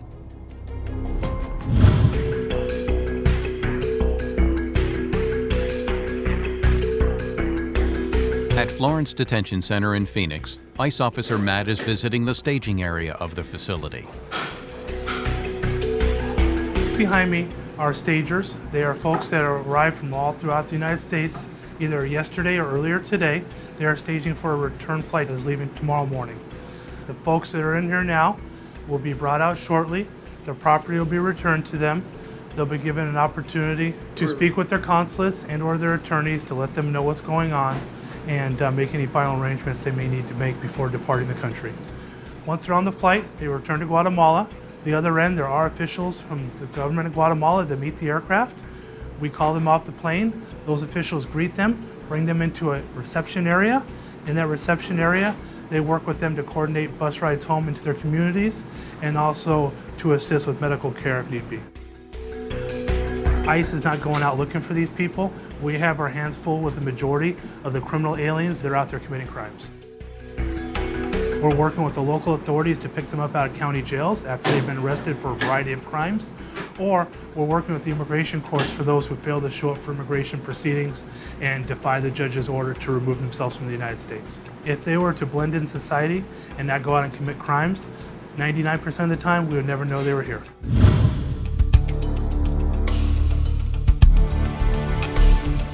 In Tucson, ICE Officer Pete is in position and standing by to make the arrest. At 7 o'clock, because we want to wait until the sun comes up a little bit, he's going to go ahead and attempt what I was talking about earlier, which is a knock and talk. And so all we're going to do is basically move up. It's going to be the 5th house in on the left in this cul-de-sac straight ahead. I had him tap his brake lights, which is just a way for me to make sure that I'm in a good position before we start rolling up. I was 99% sure that was him right there, but I wasn't positive, so just a good way to check. And it's 6:22 right now, so if nothing happens by 7, we're gonna roll up and go ahead and attempt a knock and talk. And I'm not sure what tactic they're gonna use, if they're gonna try to ruse their way in or if they're gonna try to come, be direct with it or what. So we'll see. I hope it's successful. Honestly, I hope the guy gets in a car and drives somewhere before 7 o'clock, because that's always a lot better way to do it is in the street.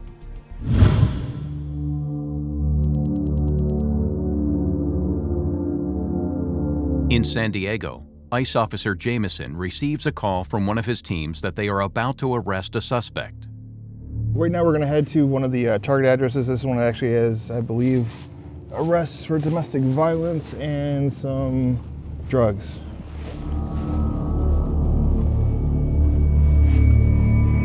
Arresting somebody. Yep. You good? Teresa, this is Officers question the man about what they found in his car, but he refuses to talk to them. Okay. Finally, he is led away in handcuffs to the waiting car. Yeah, this way.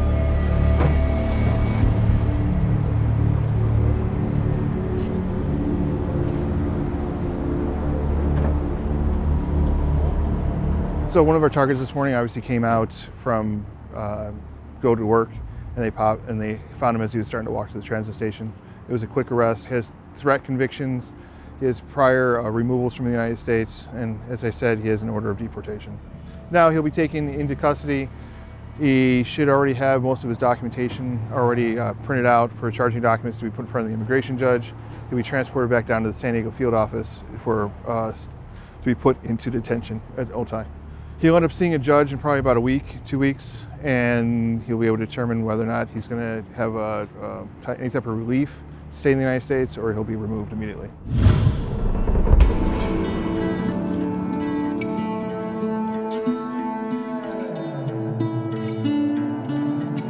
It's mealtime at the Otay Mesa facility in San Diego, California. We feed over 1,100 ICE detainees every day, 3 times a day. So breakfast, lunch, and dinner. The food court is just a small window, so just enough to get your hands in the tray through. They don't see who they're serving, so they don't see who's there, and they sign in, and the only time that they know it's someone different is when they have a different badge color for special diet, whether it's medical or religious. All of our religious diets are all authorized and approved by our chaplains in accordance with the religious requirements of the local governing bodies of each of the religious groups. Here in San Diego, if it's a kosher diet, a halal diet, or any of the other religious diets that we do offer here as well. It could be a low-fat diet, it could be a diabetic diet, just multiple reasons for whatever health reasons they have. Where they've been told by one of our medical providers at IHSC that they need a special diet. There's probably a good 40 to 50 people working back here preparing each meal, and it's the all-volunteer workforce. So everyone that's here has volunteered to work, and they're all being paid between $1 to $1.50 per day to help out and work here. They get a little extra benefits, they get a little extra food, they get away from the pods during the day as well. And when you're cooking for 1,100 people 3 times a day, it's not always going to be the best, but we have a lot of our senior staff here at the facility. They actually eat on a regular basis in here at the cafeteria. They'll grab a meal and they'll sit down with the detainees and eat. Cooking for 1,100 is tough, but it's decent. It's not bad at all.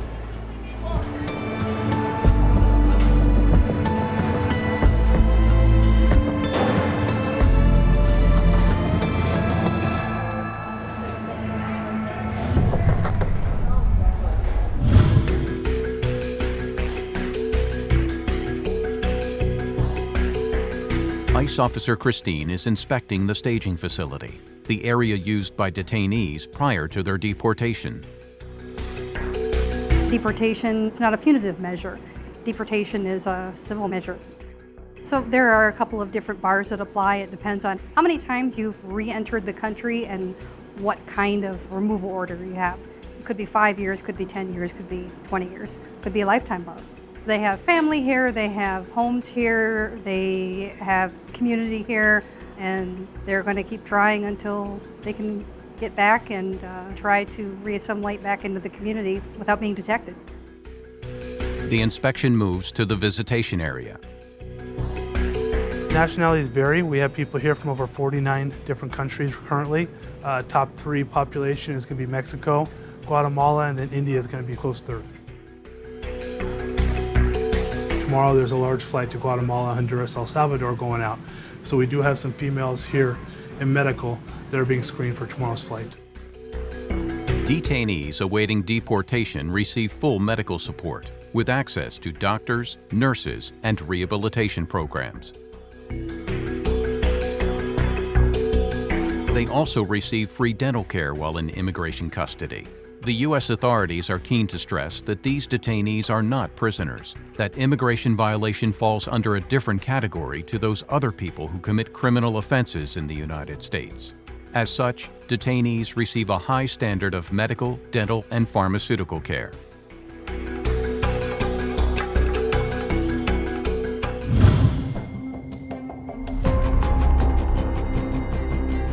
Back in Newark, ICE agent Jose's team is about to take down a suspect.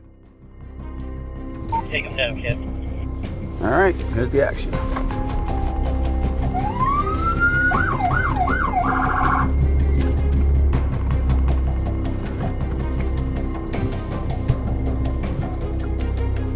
The guy's right there, so I'm gonna try to get up over these things.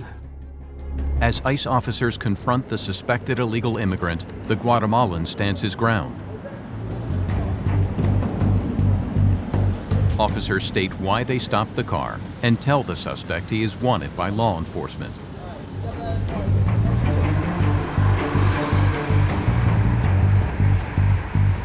The suspect refuses to get out of the car and protests his innocence. Don't do this in front of your family like that, man.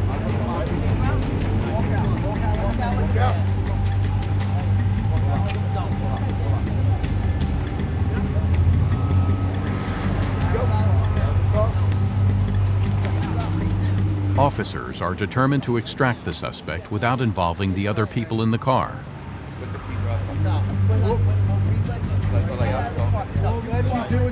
It's a standoff that ICE officers are keen to defuse before it escalates into a potentially dangerous situation.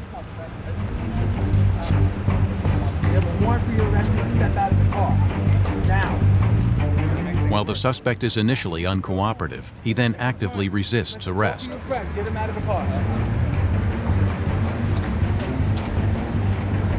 No, bud.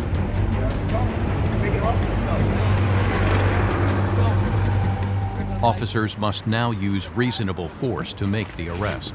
Get down. Get down on the ground. Get down. Put your hands behind your back. Let me. Put your hands behind your back. Let me put my phone. Put your hands back. Put your hands behind your back. We gave you a chance before, all right? I have his knife. I'll take care of everything once you're secure, all right? That's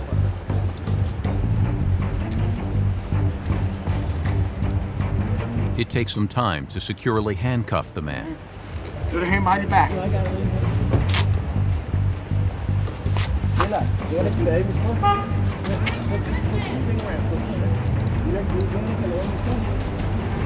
Give it to him? Yeah. My nail? The knife from how many feet? Why? I'm going to give you one knife. I give you a knife. No, I have his license. I'll take care of everything once I'm done with him. Then, as a precaution, officers search for any concealed weapons.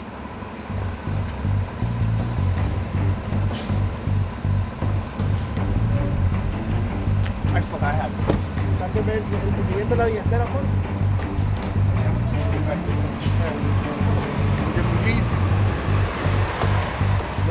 The suspect is clean.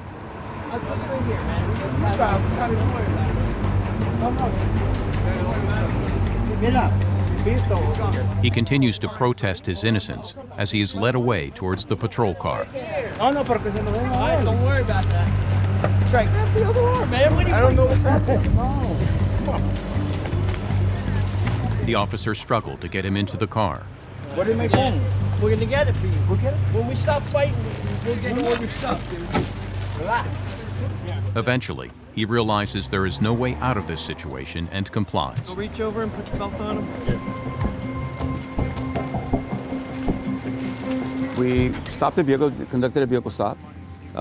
He resisted, didn't want to leave the vehicle. He presented a danger to us because when he's resisting like that, we don't know if he has anything in his pockets, we don't know the occupants of the vehicle, so we try to remove him as quickly as possible. We had to use force.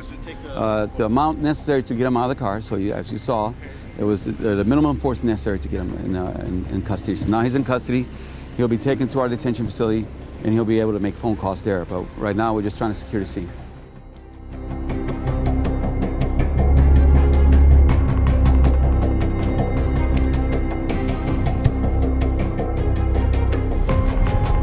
I'm retirement eligible.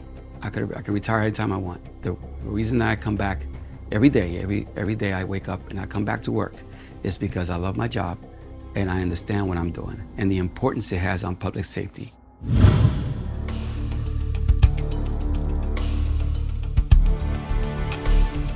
In Tucson, Arizona's second largest city, the target of today's operation is a Mexican fugitive with previous convictions for possession of firearms, ammunition, and narcotics.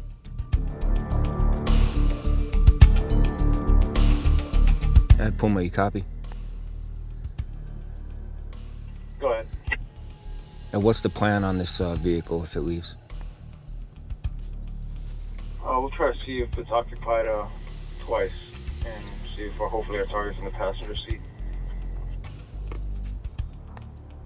10-4. So basically he's thinking that this guy came to pick the target up. So what we'll do is we'll do what's called the takeaway. So if the vehicle leaves, we're gonna follow it. We'll try to get a positive identification on the passenger. And if the passenger is the target, we will conduct a vehicle stop and we'll try to hopefully be able to take our target into custody at that point. 10-4, you wanna take it away? to be our target. Showtime. Sambo.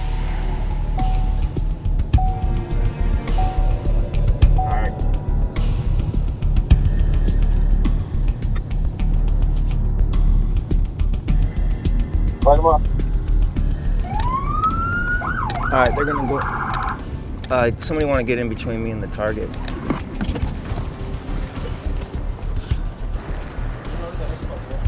¿Por qué? Fue ordenado deportado de los Estados Unidos. Estoy con inmigración. Sí, señor. ¿Tiene armas en el vehículo? ¿Droga? ¿Armas con ustedes? ¿Seguro? This time, the arrest is straightforward and the suspect does not resist.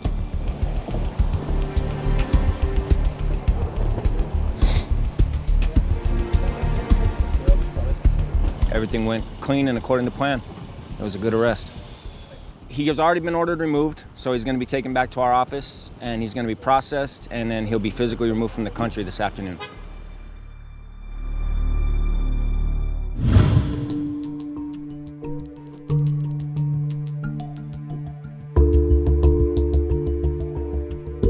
For the most part, most of our ATD people are non-crims, so really their biggest crime is being here illegally. And of course, everybody's trying to look for a better life, so we ask for documentations. We actually assist them with looking up when their court dates are, and in any way that we can help them as much as immigration-wise we can, we do. She entered the country without permission. It was the only way she could get here. And then she got caught by immigration as she was doing so. So she's been put in the removal procedures, which frequently entails detention or just being placed under orders of supervision or things like that while the procedures go through the courts and everything. Depending on the judge and the court and everything, but her next hearing might not be for years. So they're going to be in this stage of limbo, essentially. It could be anywhere from 2 to 3. I think I know another attorney who recently got their next hearing in 2024.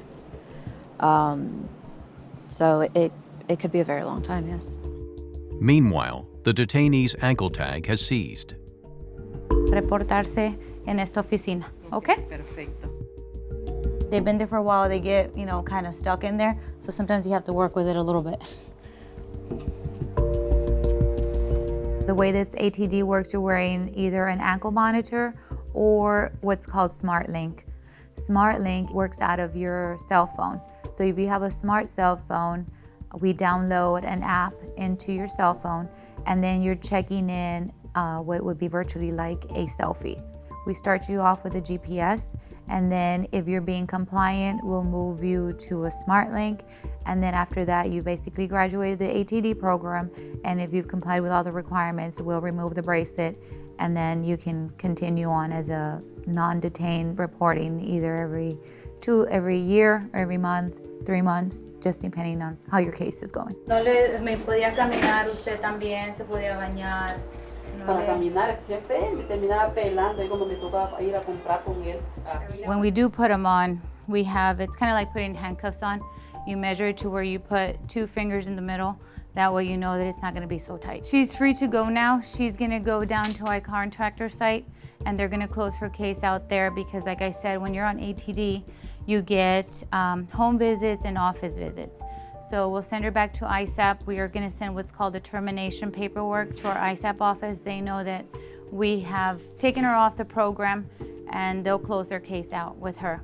And then just check back in a year, as your OSU paperwork says, and then she just comes here to Miramar every year. We're not here to get people that just come here to get a better life. We're here to help you, but of course, if you're going to break the rules and regulations, we're going to do our jobs and put you back in detention or send you back to your country. But I'm very proud of being ICE.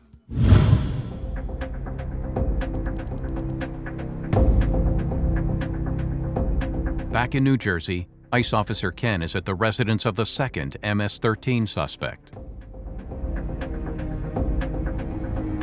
See that male coming out, target vehicle.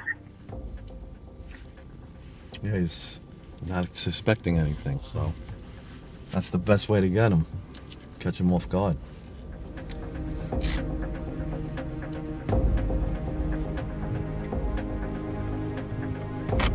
Target vehicle's backing up. The moments just before an arrest are always tense for officers. Target vehicle's on the street.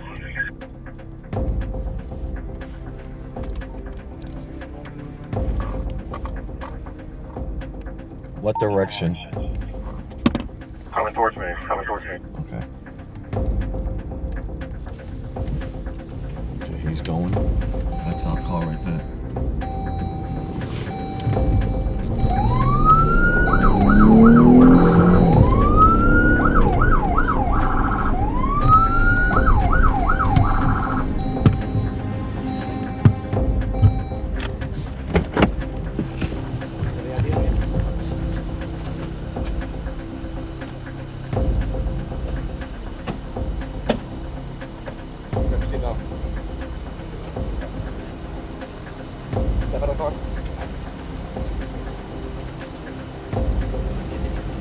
The suspect is cooperative and does not resist the officers detaining him.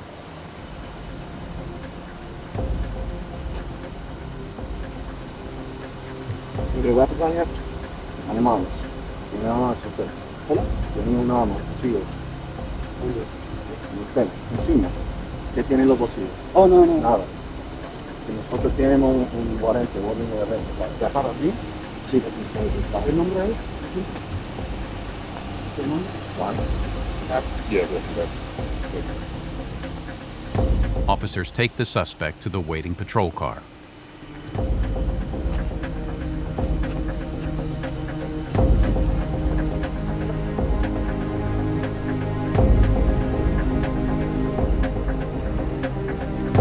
That one went well. The intel received has him coming out about 7:30, and right on time. He came out at 7:30, and we were able to take him down. We had the vehicle that he was driving, and we knew the direction he was going. So the staff set up, the officers set up on the corners, and once he pulled out, we were able to take him down that way. So, I wish they could all be like that. Went safe and went smooth, and we took a public safety threat gang member off the street. So it went well. Right now, we'll be taking him to our office to process him. He'll be giving a charging document to appear in front of the immigration judge, and the judge will determine whether or not he can stay in the United States or he's going to be ordered deported and removed from the United States. It's all up to the judge. It depends on background, equities, everything. So that's all in the hands of the judge right now. We did our part. We made the arrest, and now it's up to the immigration judge to decide whether or not he has to be removed from the United States. Thank you. Good job, guys. When they go well, it's good.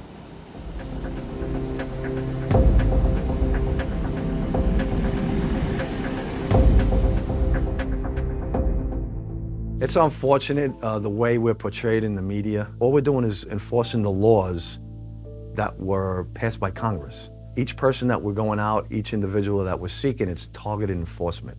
What that means is that I have officers that research and investigate cases. They will then take that case to our legal department. So our officer principal legal advisor here in Newark gets involved. They check the crimes, determine if the subject is legally sufficient to issue a charging document, which we call a notice to appear, for them to be, arrested. Once that's done, they take that case to their supervisor. The supervisor reviews the case, make sure everything is correct. And once the supervisor reviews the case, they then bring it to me. And then I go through and do all the checks again. So you're talking about a triple check of an individual that we're seeking to arrest, that we have a probable cause, we know they're here illegally, they've committed crimes, or they're an immigration violator, and we go out and that's who we're looking for. There are no sweeps conducted by ICE ERO, and that's another false narrative that gets plastered across the media, and it's so far from the truth.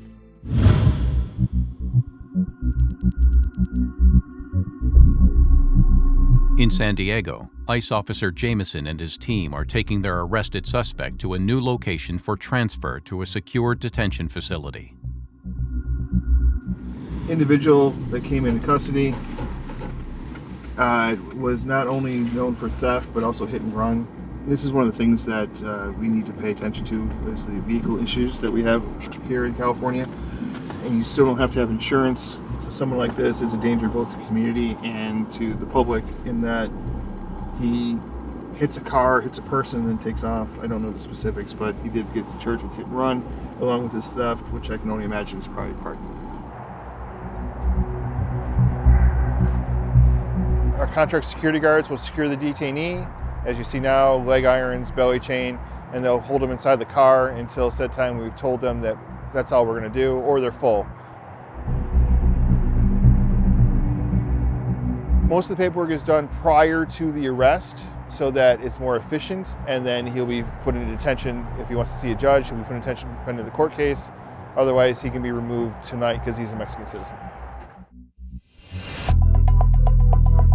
The minute you say that you have ICE on your badge or you have ICE on your back, people will start yelling and swearing at you and calling you names only for doing your job. And they have no idea who it is we're taking into custody at the time. We're always there to answer something and to express what it is that we do, because we do not want you to think of us as an evil entity. We're here to be able to support and defend the United States, and then to help you as a community either grow or learn from you, so we know what it is that you might want from us.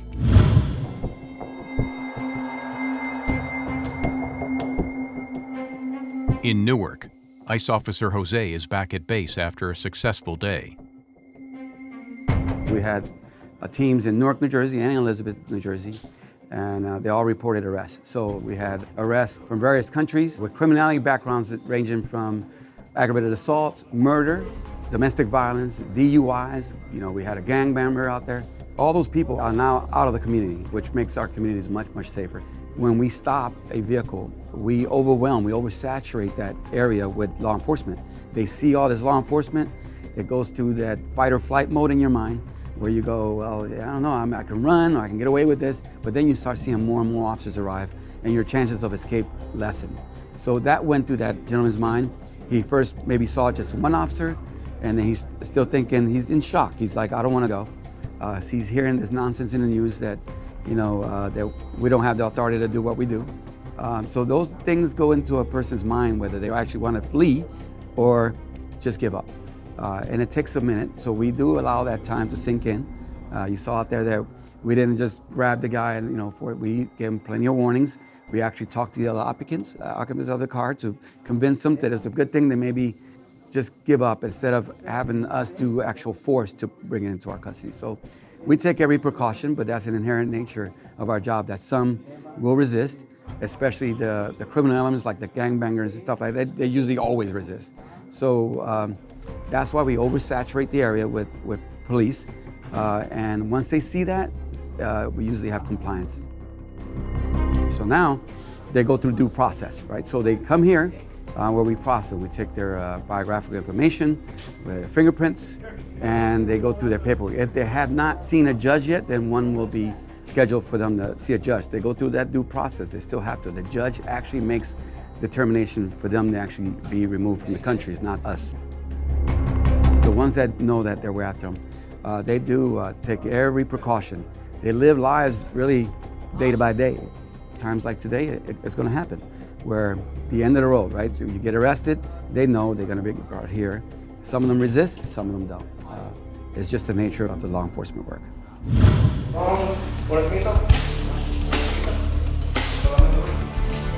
In Tucson, Arizona, the Mexican fugitive arrested by ICE Officer Pete is processed at the station.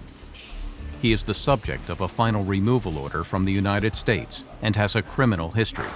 He is also a suspect in a murder investigation from 2011.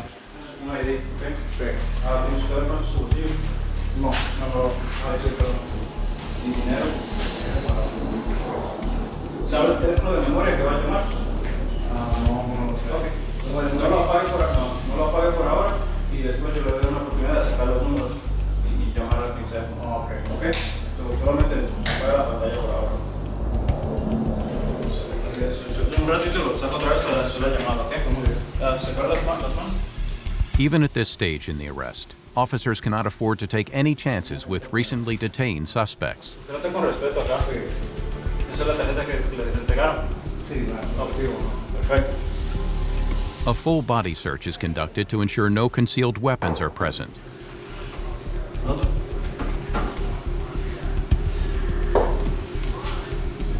Revisa los zapatos. Okay. Y le van a dar una copia de eso también. So, la propiedad del cinturón y todo eso es separado y esos son los valuables.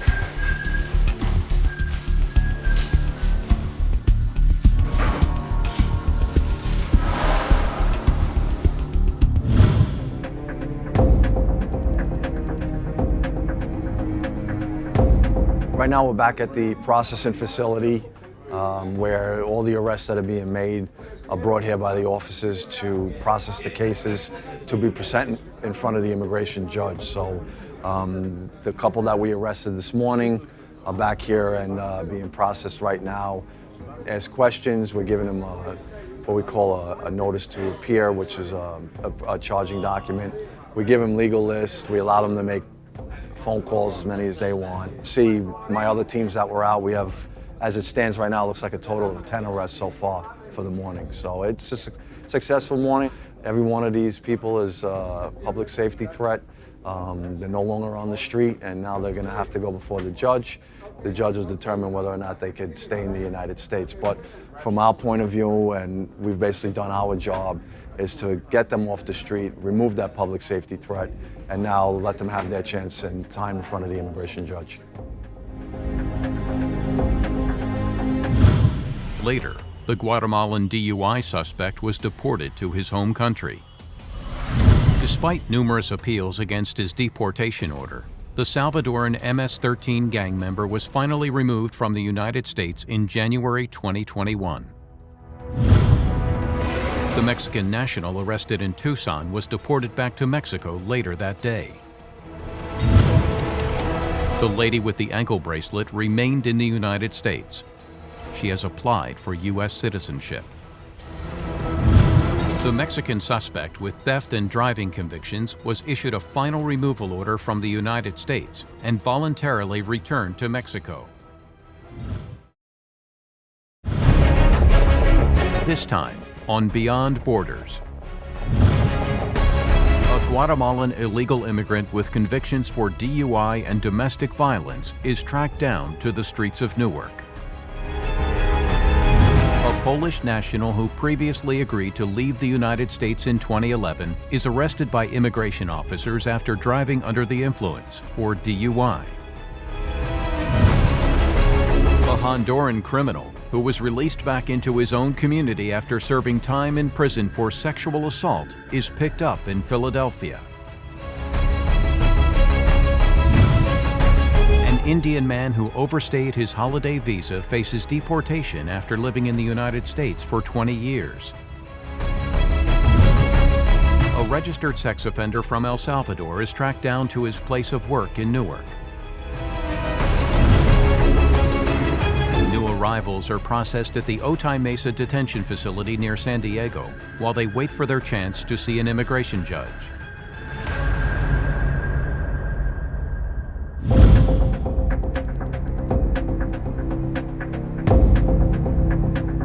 It's 5 a.m. in New Jersey, and ICE Officer Ken is on his way to the first case of the day.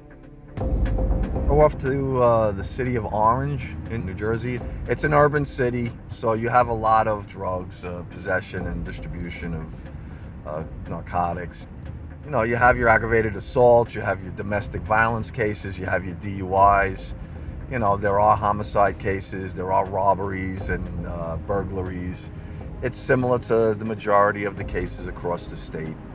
We have a couple of targets that we're looking to arrest today, and the first one we're heading to is a Guatemalan national that's had entered the country illegally, has multiple DUI convictions, has some domestic violence issues. We're looking to grab him first. Hopefully our intel is correct that he leaves early in the morning. You don't roll up blind on these situations, especially when you have someone that has a criminal background like that. So the officers will investigate it. they'll follow up with it, check out some leads, do surveillance, try and get them outside of the residence for the element of surprise and also officer safety issue that way. But like I said, we go into the residences if we have to. It's not an issue. We're trained and we do it numerous times.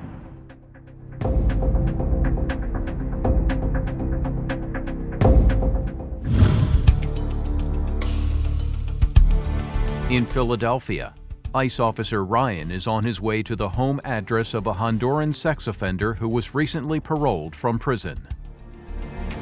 This guy was arrested by the Philadelphia Police Department. That's what alerted us that he was here in this country. He had contact with law enforcement that resulted in an arrest where he was booked into their custody. He went through his criminal proceedings, was found guilty by a judge, and the judge actually sentenced him to a period of incarceration where he actually served some time.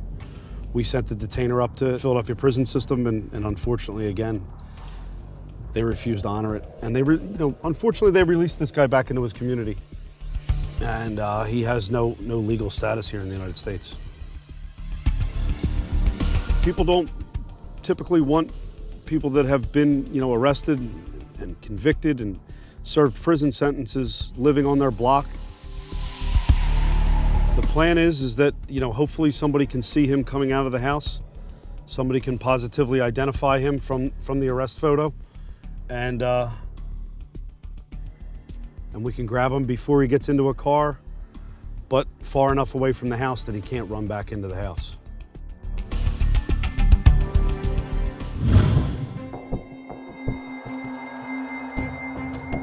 The Otay Mesa Detention Center in San Diego is located less than a mile from the Mexican border.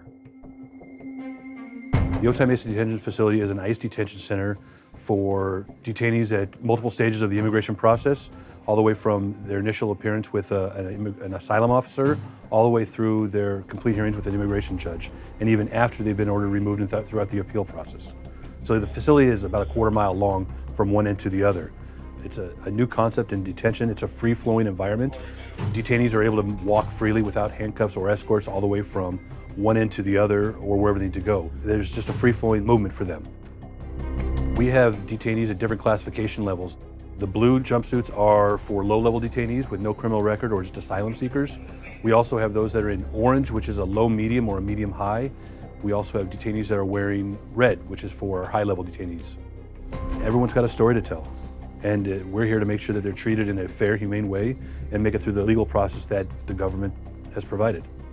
The individuals will go through the intake process, which they have 12 hours to complete this whole process here in this area. Once they get to their housing unit, then they're going to be scheduled for an interview with an asylum officer if they've claimed fear. If they have a positive determination of fear, what will then happen is they'll get referred to the immigration judge for a full hearing, where they'll go through that process. If they get a negative determination of fear, then they will have the opportunity to request a review by an immigration judge and have that review done, and if they lose that one, then they'll be removed.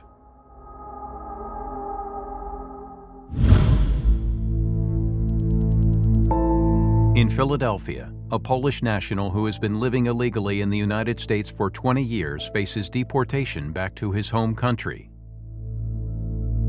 I'm from Poland, and the city is Lublin.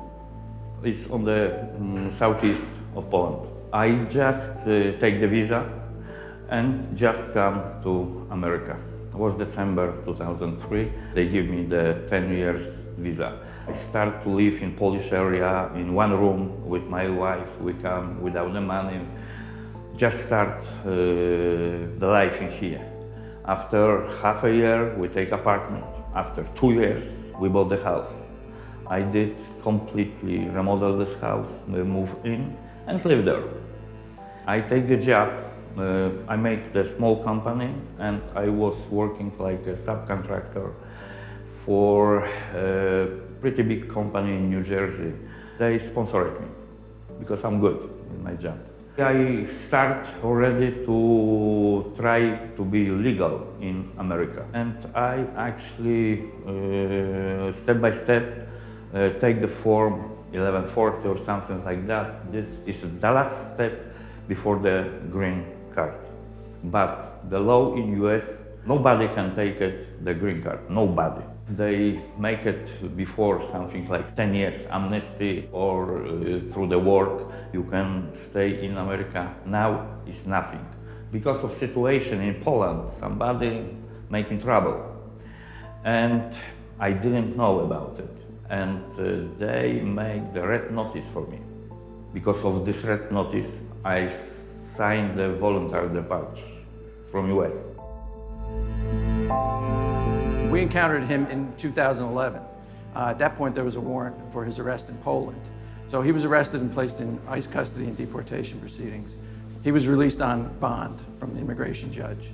And eventually he was granted voluntary departure, which means that he was to leave the country on his own within a certain period of time.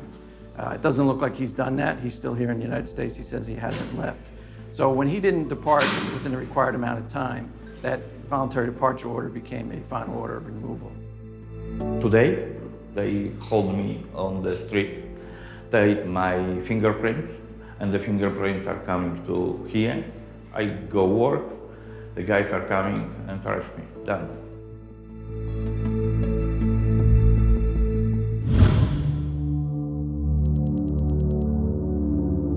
Back in New Jersey, ICE Officer Ken is quietly getting into position across the street from the house of the Guatemalan national.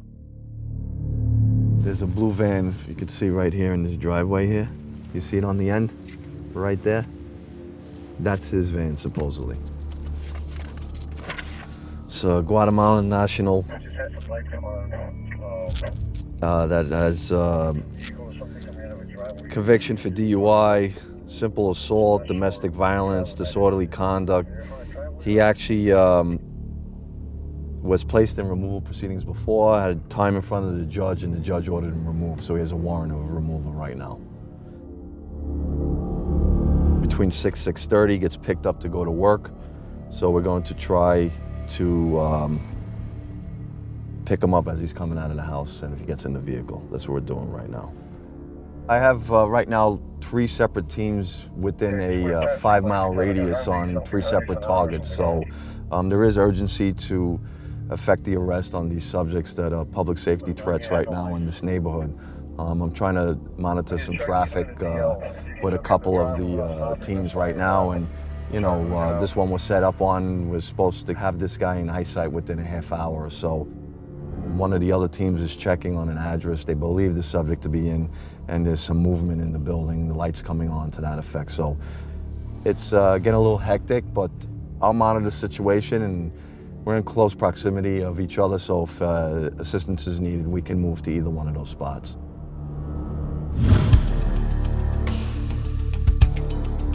In Philadelphia, ICE Officer Ryan arrives at the target house, but the inner-city location creates additional challenges for the team.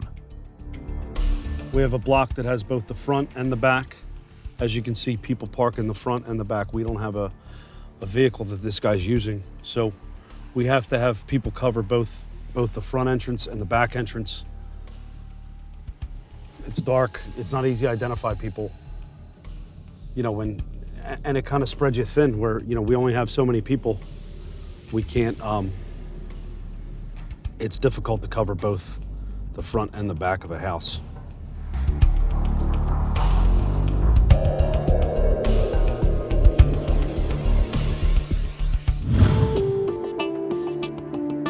Elsewhere in the city, an Indian national who first arrived in the United States on a tourist visa 20 years ago has been detained by ICE officers. Came here in 1999 to study, but couldn't get aid from the government because I came on a tourist visa. So I started working since then. I want to get papers, so that was my dream from the day one. Build a good life over here. I used to work at a Columbus Boulevard gas station, and the owners filed charges on me that I stole money from them. We had new skill machines, the gambling machines at the gas station. This one night, this cab driver, 666, the white car, He hit $500. I managed to cash that out. Then he hit $300. I told him, come, give me a couple hours so I can make some sales so I can pay you. He said, okay. He went back to the machine. He hit again $500. Oh, he says, I need my money right now. I said, sir, I don't have. I even opened the register and showed it to him that I don't have no cash. He used the MF word and he says that I'm going to shoot you. I said, like, look, give me a couple hours. He understood, he left. I went behind the machine. There's the money inserter in there. I took that out. Took the money out. Make sure that the $800 are on the side for him. The cops came. I'm standing right over there with my daughter. They saw the camera. They saw everything. I told him that, see what I have done. That the guy was over there. I paid him. I didn't put the money in my pocket. They still filed the charges. I just came out of the house, getting into the car, going to the court, and she saw them getting me arrested. So she just got upset. She says she's fine, so far so good. So last year, I got robbed and I got beat. 8 of my vessels in small membrane were busted. I'm still hurting right now due to all of this. I don't want to mess with nobody. I just want to work and just take care of my daughter, and that's it. Go home. And now I'm worried. I don't know what's going to happen.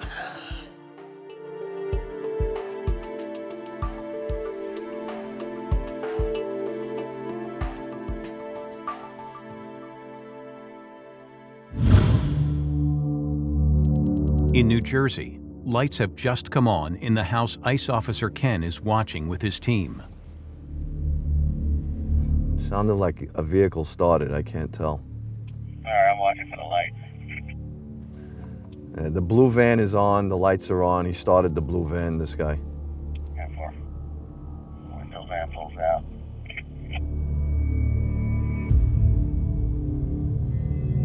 Blue van is moving. Penny 2 carry, you ready? 4. You have other individuals leaving the basement too. There's at least 3 of them here. All right, down 4. Pleasant, move around the front. Yeah, we're coming. Pleasant, move to the front. Officers need to stop the vehicle before it gets to the nearby freeway, where they could lose the suspect in the morning rush hour traffic. You want me to pull to the front of the vehicle? I'm gonna get in front of it and then you can pull it over. 10-4.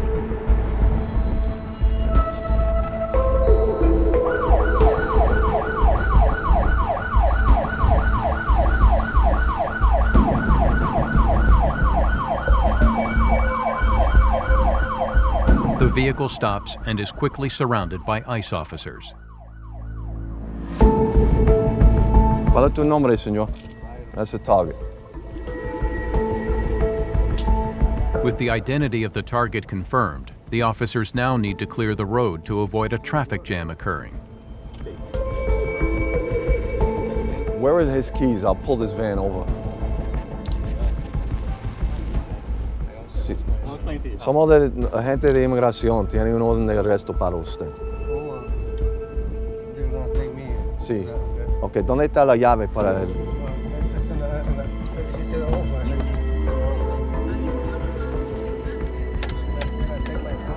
Yeah, ¿dónde está? Let me just move my car. The suspect is handcuffed and searched. He is led away by ICE officers and securely placed in the rear passenger seat of a waiting car.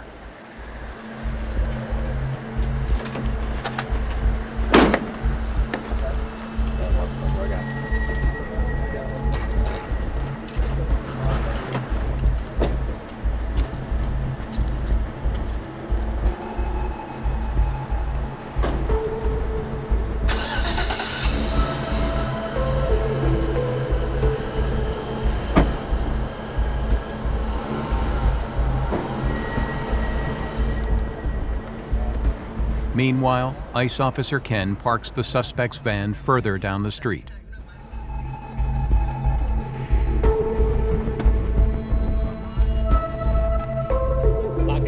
Yeah. Thank you very much. 620. All right. See you there. Thank you. Good job, guys.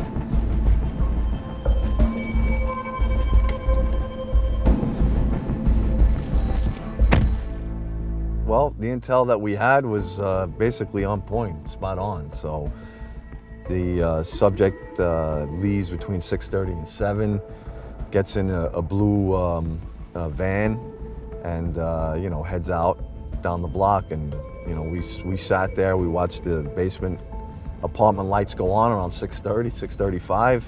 Subject come out of the basement apartment, get in the blue van, pull out. And, the team executed a vehicle stop on the subject, pulled him over. It was the target, and, it went cut and dry. It was, outstanding work by the guys. And he already has a final order of removal. So he is going to be detained, basically, till we remove him from the United States.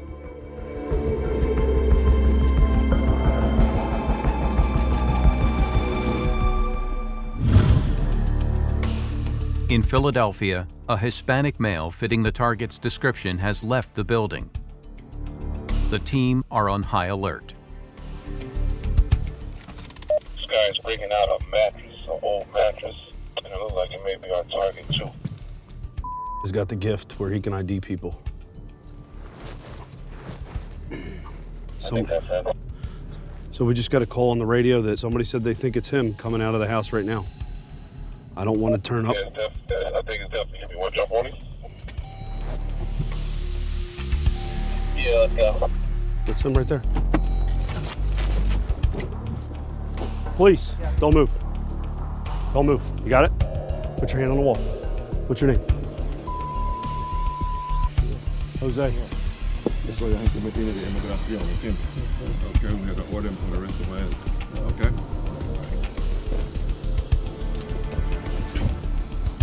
Cierra la puerta, hombre. Cierra la puerta.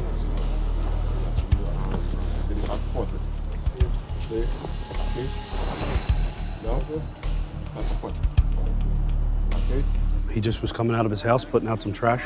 That's the guy we're looking for. That's the guy that was released from the city of Philadelphia after serving time and us putting a detainer on him. We had to come out here with all these people to arrest him here rather than the city turning him over to us. ICE officers take the suspect to a nearby car and place him securely in the rear passenger seat.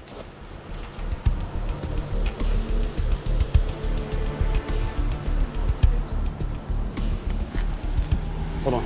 Señor, ¿es posible yo ponga en la frente? Un momentito. ¿Tiene problemas de salud?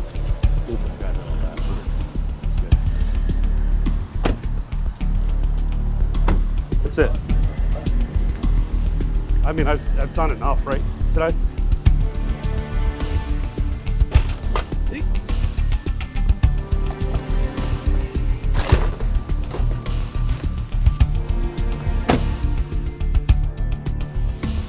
Couldn't have gone any better. Happy that everyone got out of there without a problem and that no one ran, no one was in any danger or anything like that.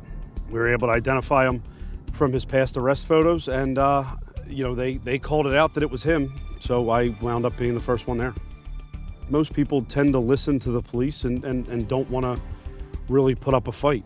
There are those people that want to, when they see a police officer coming towards them or a federal officer coming towards them, that their first instinct is to run. But I think most people comply.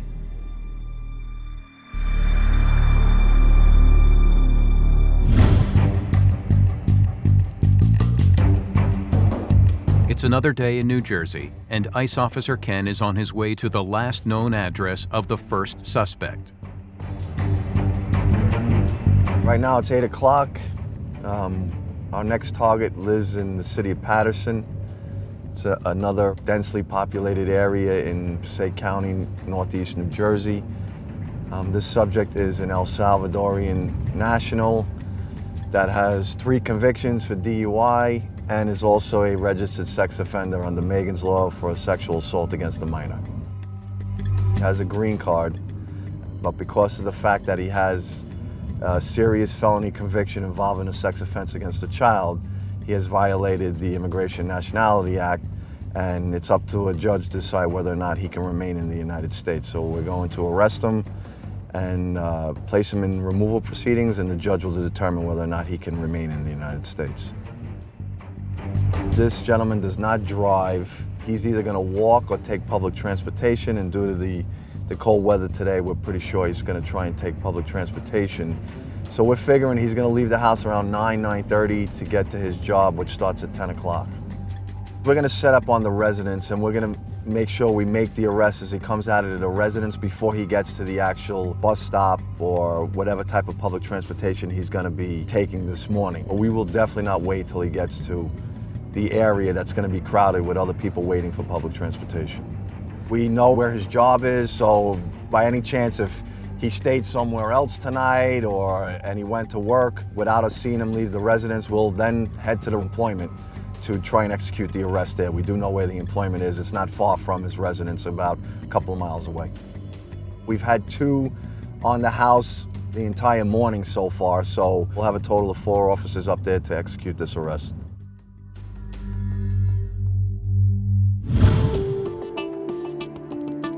Back in Philadelphia, the Indian national who has been living illegally in the United States for 20 years is waiting to hear what will happen to him next.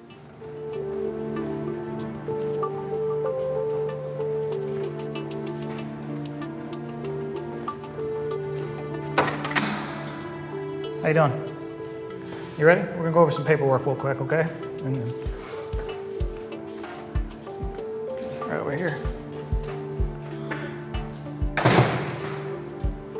Right here. You have been admitted into the United States but are removable for the following reasons stated below. You are not a citizen or a national of the United States. You are a native of India and a citizen of India. You were admitted to the United States at Los Angeles, California on or about August 10th, 1999 as a non-immigrant B-2 visitor for pleasure with authorization to remain in the United States for a temporary period not to exceed February 9th, 2000. You remained in the United States beyond February 9th, 2000 without authorization from the Department of Homeland Security. On the basis of the foregoing, it is charged that you are subject to removal from the United States pursuant to the following provisions of law, Section 237A1B of the Immigration Nationality Act. It's an administrative charge, which you have to see a judge for, okay? You understand that part? Yep. Okay. I'll just take these paperwork to my lawyer and whatever she wants to do. I don't know. This doesn't mean anything as far as you being removed from the United States. All this means is you're being served with the paperwork, okay? The judge is responsible for doing that, okay? Not us, all right?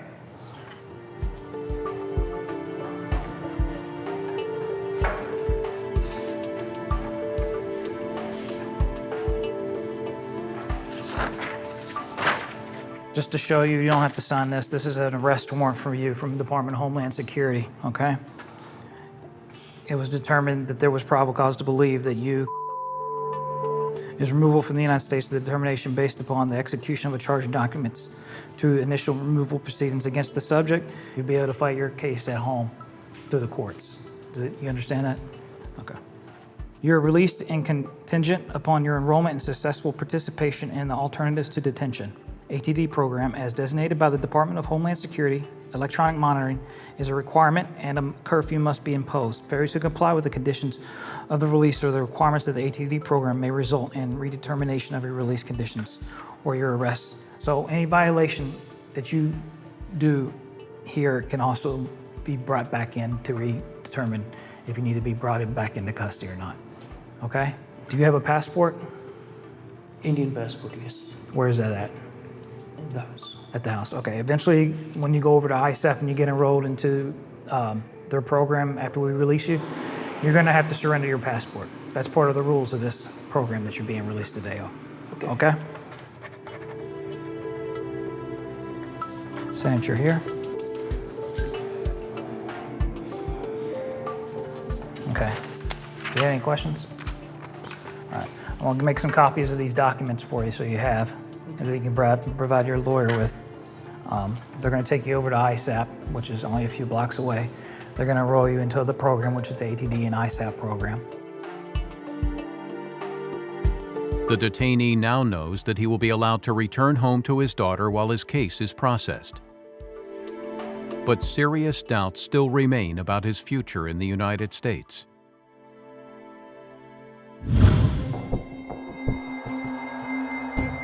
At the Otay Mesa Detention Center near San Diego, new arrivals are being prepared for processing into the secure facility. So right now what we have going on is we have multiple detainees being brought in by the Border Patrol, and they're going through their property and their shoes to make sure that they don't have any contraband, and they're cataloging all of their property at this point. Once they go through here, they're going to go in for the whole intake process here inside the facility. So when they got dropped off outside, one of our officers, as well as medical, screened them to ensure that there's no contagious diseases and that they are who they said they were, and we have their files and all their property. The majority of these people are asylum seekers looking for either a better life or economic asylum, or they're actually asking for political asylum. We have a large population coming from Cameroon. A lot of them are fleeing actual persecution. So as far as the actual threat, it is minimal. However, we have found those with criminal records in with these same people coming across the border. So there is a legitimate threat out there. 12 hours is the guideline set by the 2011 performance-based national detention standards. So we have 12 hours to complete the intake process and get them medically screened, categorized, and housed appropriately according to their classification level. You know that's a cartoon? Mm-hmm. Taz. Tasmanian Devil. Yeah. I collection all the you remember Yeah. all the houses? ¿Dónde eres? In Guatemala. Guatemala. We are a nation of laws, and they need to follow the rules. And they're coming across, and it's just the process they have to go through.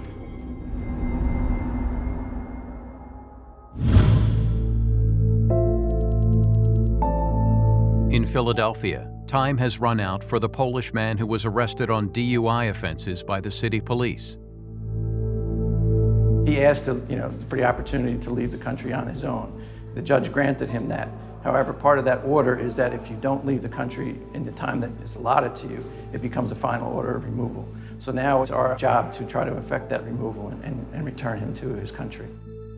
You know, I'm the man, but my wife, it's almost want to talk me about the suicide, because the life is finished. I don't know where can I go, what can I do, and I'm working all the time. I'm working Sundays, I'm working holidays, I'm working sometimes 2-3 hours from this when I'm living. Twice I make mistake. When I'm driving, the officer hold me, done. My wife don't do any mistake. No with the driving, no nothing. They don't arrest her. And they don't arrest me in the house. They arrest me on the street when I was on the way to the work. He was recently arrested for DUI. That's how we encountered him today. And we're going to remove him from the country. We're also going to check to make sure that the warrant from Poland has been cleared. So he's going to go into ICE custody, into one of our local detention centers. We'll try to get a travel document from the Polish government. And once we do that, we'll make arrangements for him to be returned to Poland. That might take a couple of weeks. I know this is the law, yeah, done. I don't understand why it's impossible just to stay in America. If you can make it any probation, do something like that, check how you live, what you did. I never take any $1 from America. I always only pay for everything what the country wants from me. Then it's why I think I'm better American than many others Americans. I already bought 2 houses here. I pay the taxes. I have the legal company. I'm working really good. I don't bother at anybody. I don't do anything wrong. Why I can't live here? Why? But law is the law. I don't know how. Well, they're going to spin the truth. They're going to tell the story the way they see it. We're going to tell the story the way we see it. We have the laws for a reason. We put time into the immigration court for them to go through the process, and we just can't then ignore the decisions of the court at the end of the day. We prioritize the criminals, but we also have a responsibility to enforce all of the laws of this country. If he hadn't been arrested for the criminal charge here in the U.S., we probably wouldn't have encountered him.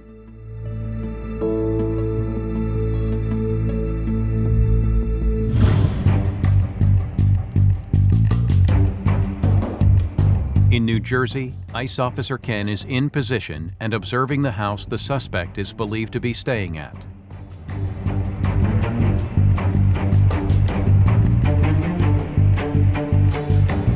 We have vehicles going in and out of the driveway next to the target residence, and we have people that are coming in and out also. And there was a gentleman that might have met the description and facial look of the subject. We had a couple officers go talk to him as he walked away and turned the corner, but it wasn't our target. So we're still on track. He should be coming out hopefully within 15 to 20 minutes to head to work. So even though everything is moving around, we're still in place waiting for our subject.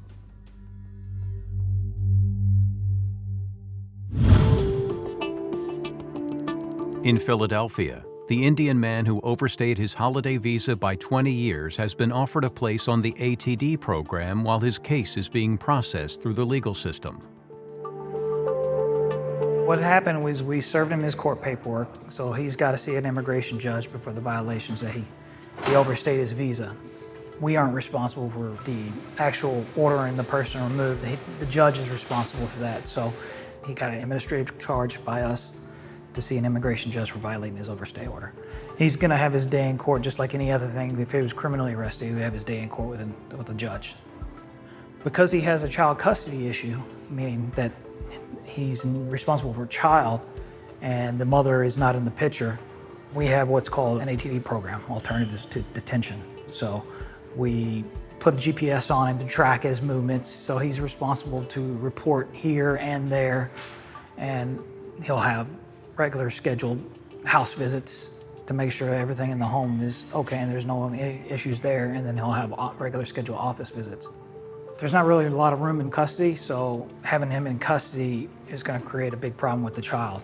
When people have issues like this is just another program to help facilitate that.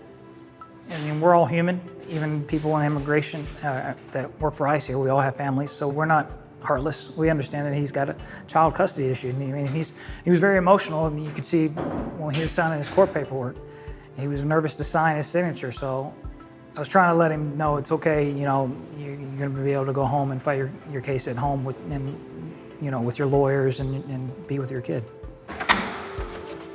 Here's your court paperwork, okay? Thanks. All right, good luck.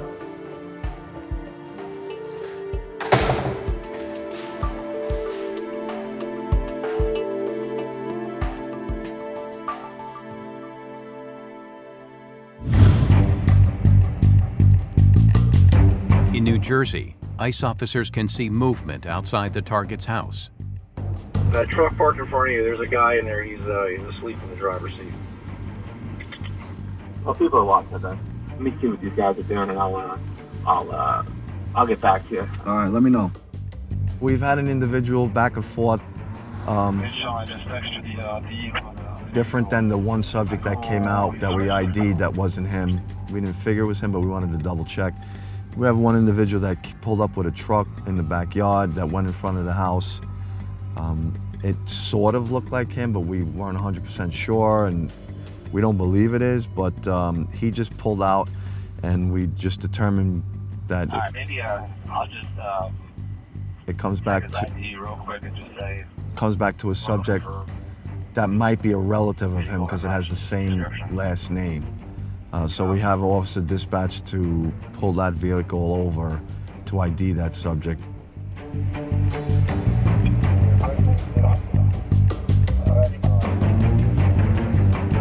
ICE Officer Ken maintains watch on the house and waits for an update from the officers who are tailing the truck.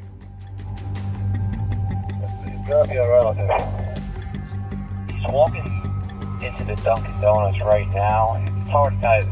It looks like him, but I don't know if it's the same guy. He's got a hat on. He might be a brother. Yeah, that's what we're thinking. Have LAC run that name through CIF. You guys got status, like the talking. With his team now split across 2 locations, ICE Officer Ken must keep a tight control of the situation. Let's find out. Sean, want me with you? Stand by. Yeah. I'm waiting for him to come out before I do anything. So I think this is his brother or relative. You know, he's RPR. He's got conviction for wilderness from like 2011. Yeah. Can you send me a picture of him? The vehicle's registered to same last name as our target, but the first name is RNE bar. You know, I texted you, and now he comes back to RPR, and we were assuming this is his brother or relative. Alright, maybe I'll just check his ID real quick and just say we're looking for a vehicle that matches this description. The ICE officer moves in and catches the suspect's relative off guard as he returns to his vehicle.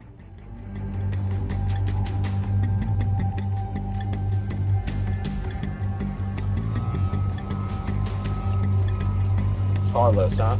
Yeah. So this is your brother's vehicle? All right. But the officer notices something strange about the documents. We got a warrant for you, okay, my man? We got a warrant for you. It's Tango. We got him in custody. Oh, yeah. Just do me a favor. Just turn around. Your hand behind your back. With the suspect detained in the car park, the remaining ICE officers back at the house hurry to assist their colleagues.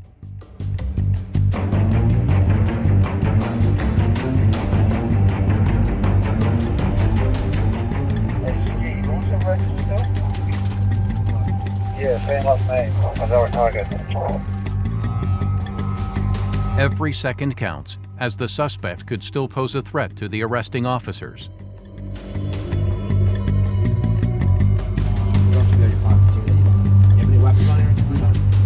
The arresting officer continues to search the suspect as backup finally arrives to assist him.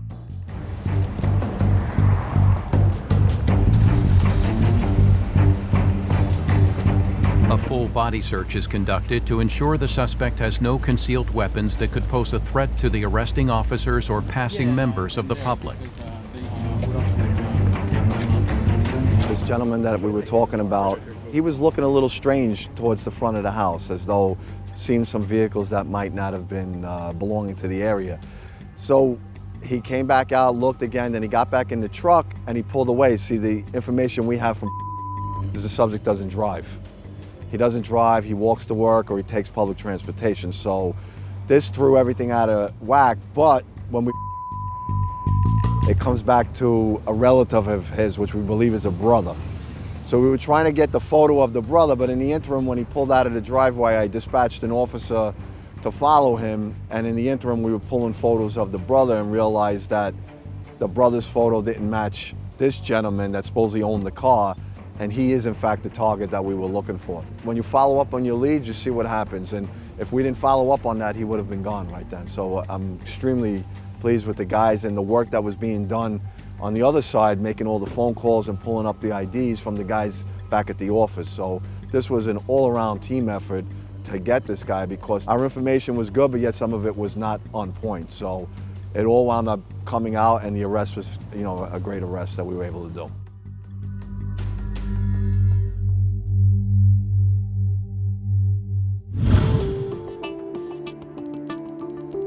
In Philadelphia, the Indian national reflects on his arrest and what it could mean for his future in the United States. They're releasing me for now, yes.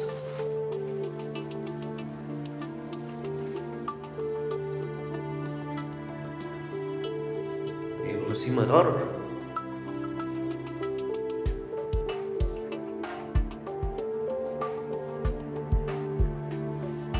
Been too long in this country and I've never been arrested. I don't know these things, how they work. This is just very new to me.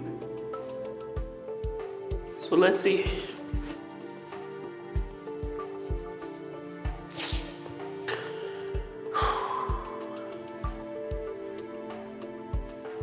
I have to appear in front of the judge, and they're taking me to some place right now, I don't know, to put an ankle bracelet, something like that. I'm scared, I didn't know what's gonna happen. All I knew is that I have to appear in the court for the hearing today, and I was brought in over here, so never went through that before. An immigration judge will ultimately make the final decision on this man's future status in the United States. But for now, he will be allowed to return to his daughter and the life he knows in Philadelphia.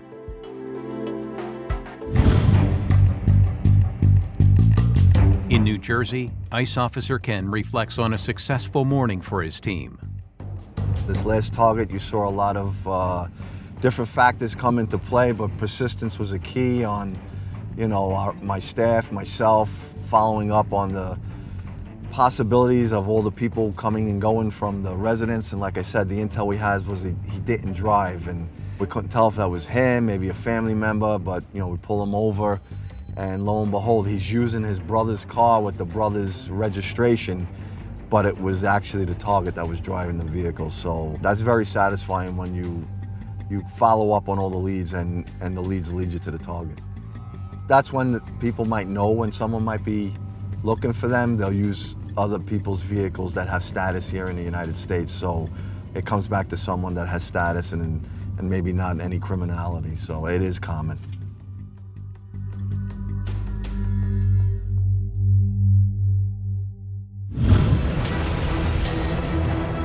The Guatemalan wanted for DUI and domestic violence was removed from the country in February 2020.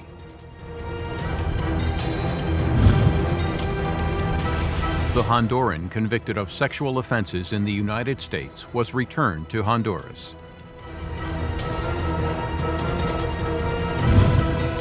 The Salvadoran man arrested in Newark for sexual offenses against a minor was deported from the United States in March 2020. The Polish man was repatriated to Poland. His current whereabouts are unknown. The Indian national was released back into the community pending removal proceedings. He subsequently absconded from the ATD program. His whereabouts were unknown until ICE officers encountered him again at Delaware County Prison, Pennsylvania, following his arrest on a number of serious felony charges. These criminal proceedings are still pending, and ICE has lodged a detainer on him for future removal from the country. This time, on Beyond Borders, inside American immigration, a sister waits anxiously for the release of her brother. My mom hadn't seen him for 3 months. The last time she saw him was arrested. A convicted drug dealer is apprehended in the early hours. These guys come out going to work, they have on a jacket, a hood, another jacket. You can't really tell who they are. ICE officers in Philadelphia chase down a convicted rapist, but it doesn't go to plan. Yo! Yo! Turn the car off! Two old friends who fled from Cuba in 1980 are hoping to stay in the country they now call home. I had no family in Cuba, I had nobody. What can I do over there? Nothing. 39 years in this place, In Philadelphia, ICE officer Ryan is looking for a convicted heroin dealer who was recently released. This is an individual that was arrested with a significant amount of heroin that was all packaged for street sale.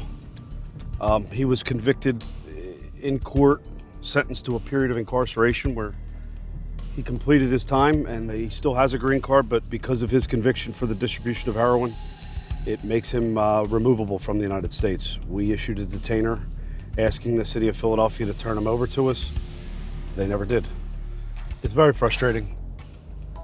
Now we have to go out and find him. But ICE officers are informed of his location through a tip-off. It's 5:20 in the morning. We're heading to this address where we hope we can find this guy. A source of ours told us where he's going to be.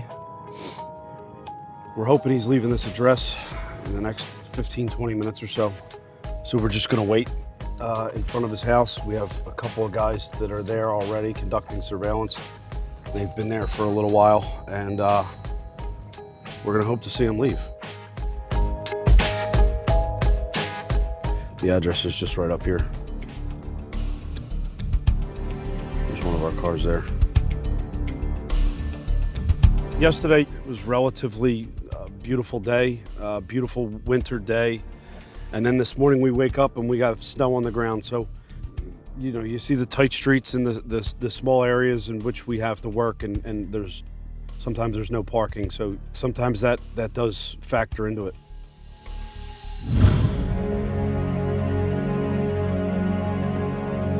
The ICE detention center at Chrome, west of Miami, processes hundreds of cases each month. One such case is that of Oscar, a Mexican immigrant. Reina, Oscar's sister, and Erica, his employer, have traveled to Chrome and are waiting for his release from the detention center. We were both born in Mexico. He works for Erica. He does construction. He has a 1-year-old daughter. He's my older brother. And we're very close family, a big family. He was pressed with charges of domestic violence, which those charges were dropped.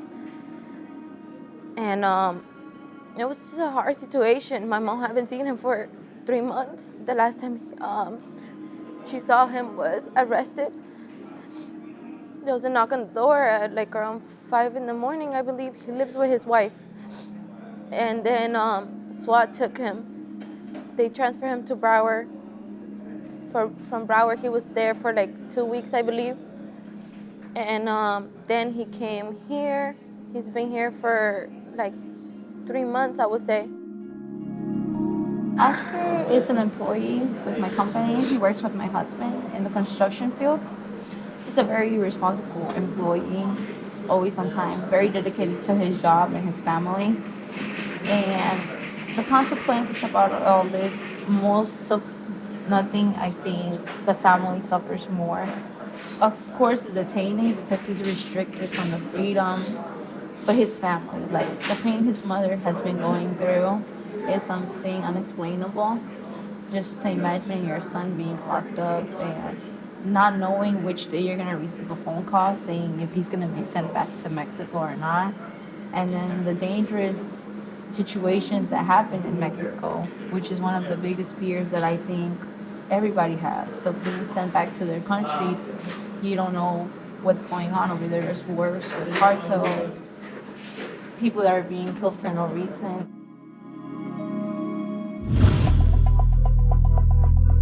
The activities of ICE and its enforcement and removal operations are not without its controversy. In San Diego, Officer Jameson locates an activist who is based in the area, who has been trailing ICE agents in his car. I got him, he's right in front of you. This guy is a local activist that follows us around and tries to pull us over and yells at us all the time. Benjamin Martinez is a member of the San Diego Rapid Response Network.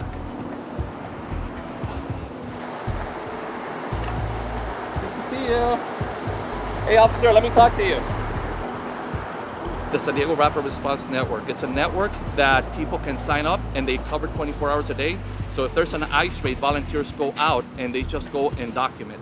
I go a step further. I'm more proactive. I go hunting for these ICE agents over here. That's what I do. We have a Facebook page and we have WhatsApp. WhatsApp is a wonderful app because it's encrypted, so I get a lot of information from them. You just saw right now this gentleman, right? I was driving around, I got a report that they were stalking somebody, okay? I went over there, I followed that Ford Explorer. I asked him, identify yourself, who are you? I posted it on Facebook Live, and I do that so people can see if I ever get hurt, you know, they know who did it. And when people don't want to sign the auto deportations, they lock them up in lockboxes in Otay Mesa. They lock them up in Front Street for 4 days without any food, with the air conditioning completely ranked up. That's torture right there. What I want due process. I understand that people that live in this country undocumented have broken the law. I totally understand that. I want a secure border, just like anybody else, right? But if you think the biggest threat to America is a half-naked, half-starved immigrant running across the desert trying to find a job to better provide for their families, while ICE agents are concentrated on people like myself just for filming, my First Amendment right to film them, and arresting pregnant mothers at the WIC office, they're arresting people that are dropping their kids at middle school, they think that's the biggest threat, you're totally missing the boat. At the end of the day, I'm doing what's morally right, and when I took the pledge to protect and defend the Constitution, I took it very seriously, you know? And I understand, you know, I have no beef against ICE agents or Border Patrol as long as you follow the rule of law, as long as you follow the rules.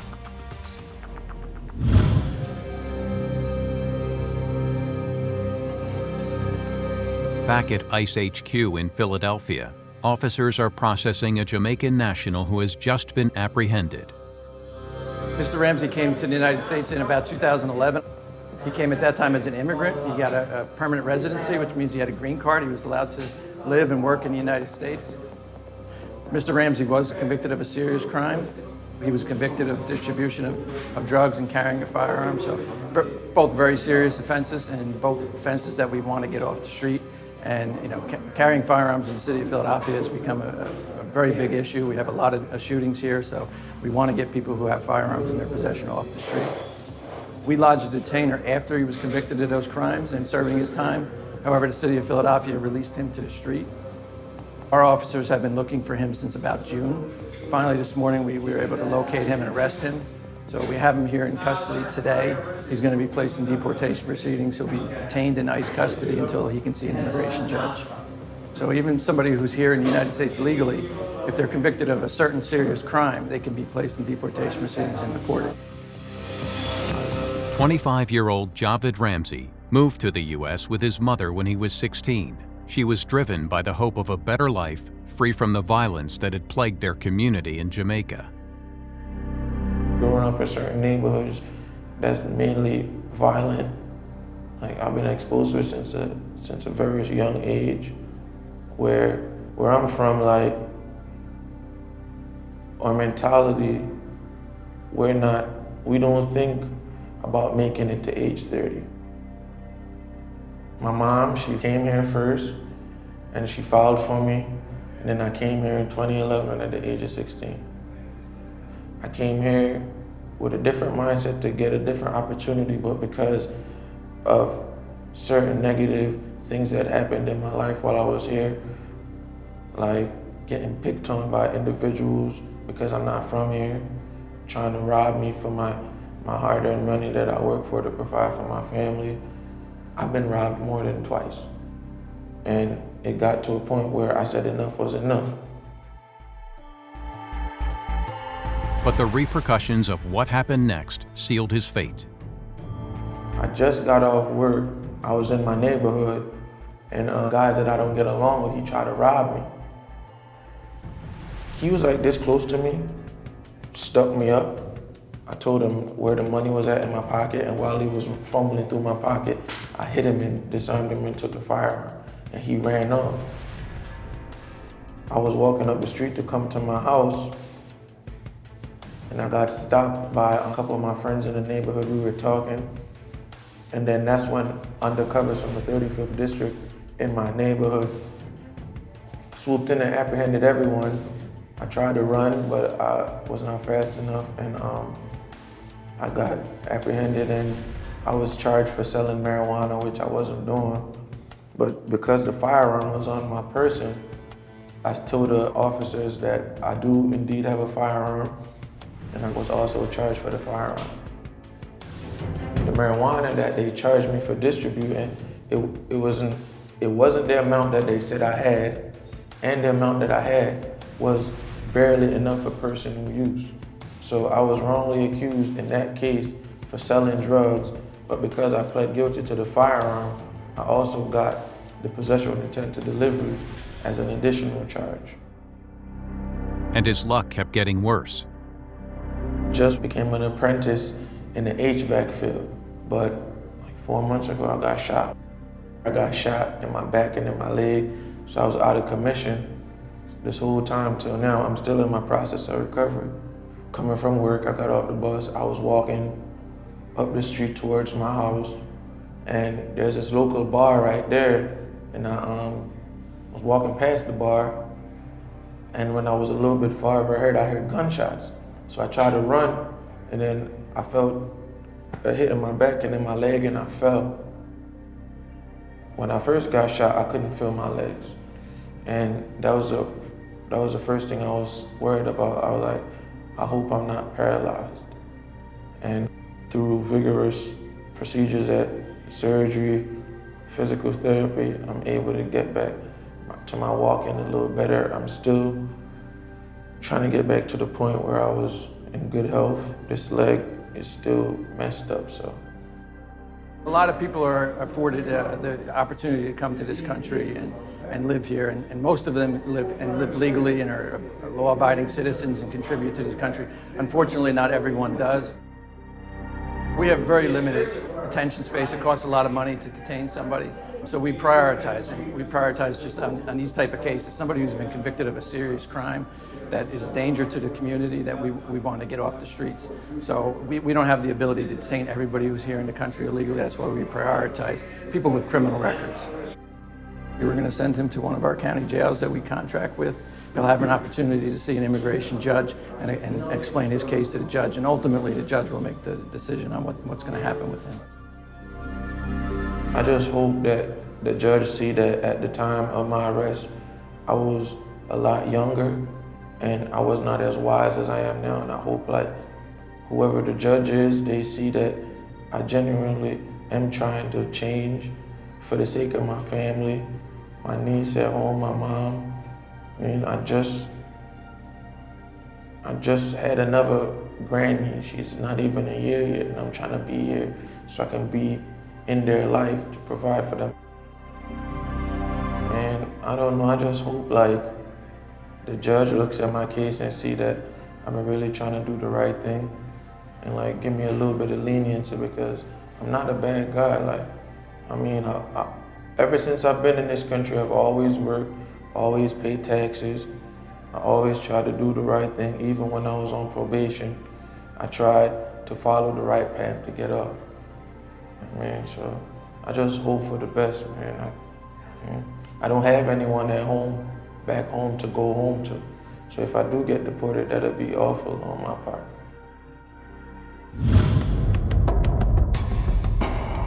Back at Crome Detention Center in Miami, Oscar has been granted a temporary release from custody while he awaits trial.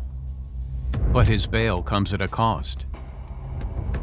In Oscar's case, for example, he has no criminal background at this moment. All the charges were dropped. He should have been released, I believe, without a bond, and if not, with a lesser amount, because $10,000 to come up with, it's hard. The family goes through a lot of work to come up with that money. They have to either sell their cars, figure a way, like even if they're left without a car now and stuff, they have to figure out a way to come up with all that sum. And then if they borrow the money, they still have to pay that back. I mean, people live here and they work day by day. Nobody makes thousands. An immigrant makes what, 130, 150 a day, if anything. What we've been through this past 3 months and what he has gone through, and all the pain that I've seen him go through, and all the pain that I've seen my mom go through without her son. He's obviously looking forward to seeing my mom. Like I said, I can come visit him through a glass. I could see him through a glass. Can't touch him, can't hug him like I want to, but I am looking forward to hug him tonight.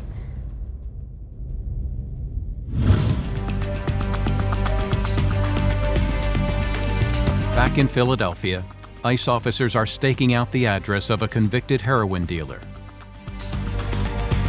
It's really dark. He's walking up the east side of the house. I say we move now. All right, so we got somebody coming out of the house. Give us a minute.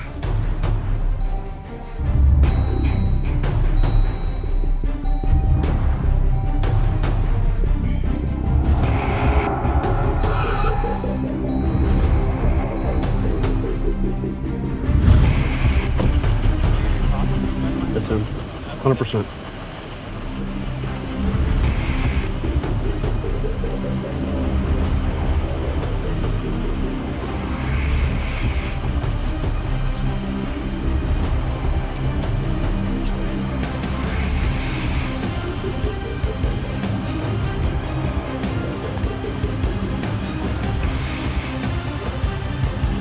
You understand what's going on?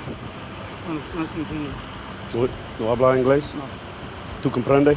Poquito. We started to see somebody moving in the house. A female came out. We waited, and then one of the guys that was at the top of the block saw the individual, was able to positively identify him from the past arrest photos, and we were able to grab him and lock him up before he even got to a car or anything. It went very smooth. We were able to positively identify him pretty quickly. As you can see, some of these days, these guys come out going to work, they have on a jacket, a hood, another jacket. You can't really even tell who it's dark on the block. You can't tell who they are. We got lucky today.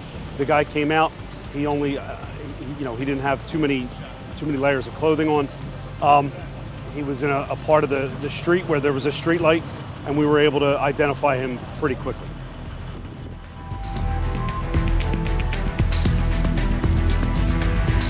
Before we get down there, he had told me that one of his hands hurts. There was all kinds of traffic, a school bus on the block, and people beeping. We didn't want to wait there any longer. We're going to pull over. We definitely don't want him taking the ride down 95 with, in pain. So we just changed the cuffs to have him cuffed in the front before one of these guys take him downtown. We're going to bring him back to our office, back down to the ICE office where he's going to be processed.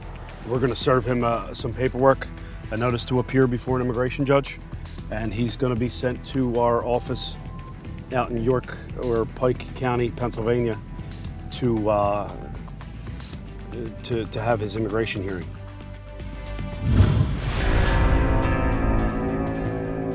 Tensions run high at Chrome Detention Center as a detainee's release on bond draws near, and his sister anxiously awaits his return.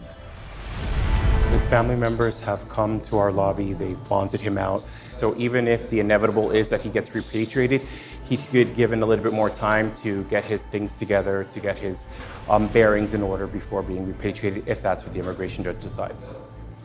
The immigration judge afforded him a bond, I believe, of $10,000, so his family has paid that, and now he's being processed out. So he's recuperating his property, any medications he may need to take with him, and he's just awaiting for the final signatures just to verify that he is the individual that has been bonded out and that no one is removed erroneously from the facility, and then he'll be walked out so that he can reunite with his families that are waiting. With the paperwork now complete, Oscar is escorted out of the lobby to be reunited with his sister, Reina.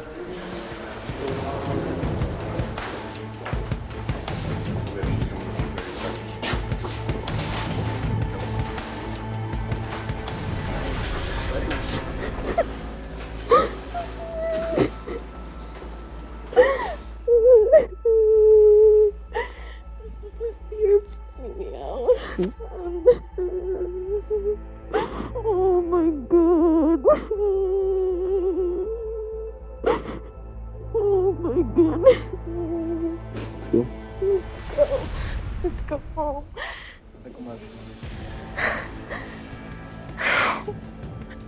I'm so happy to see him and finally hug him and take him home.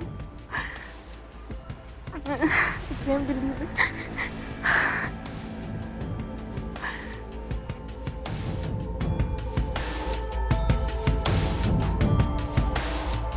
Oscar is walked out of the lobby escorted by an officer, a standard practice to ensure safety and compliance with release conditions.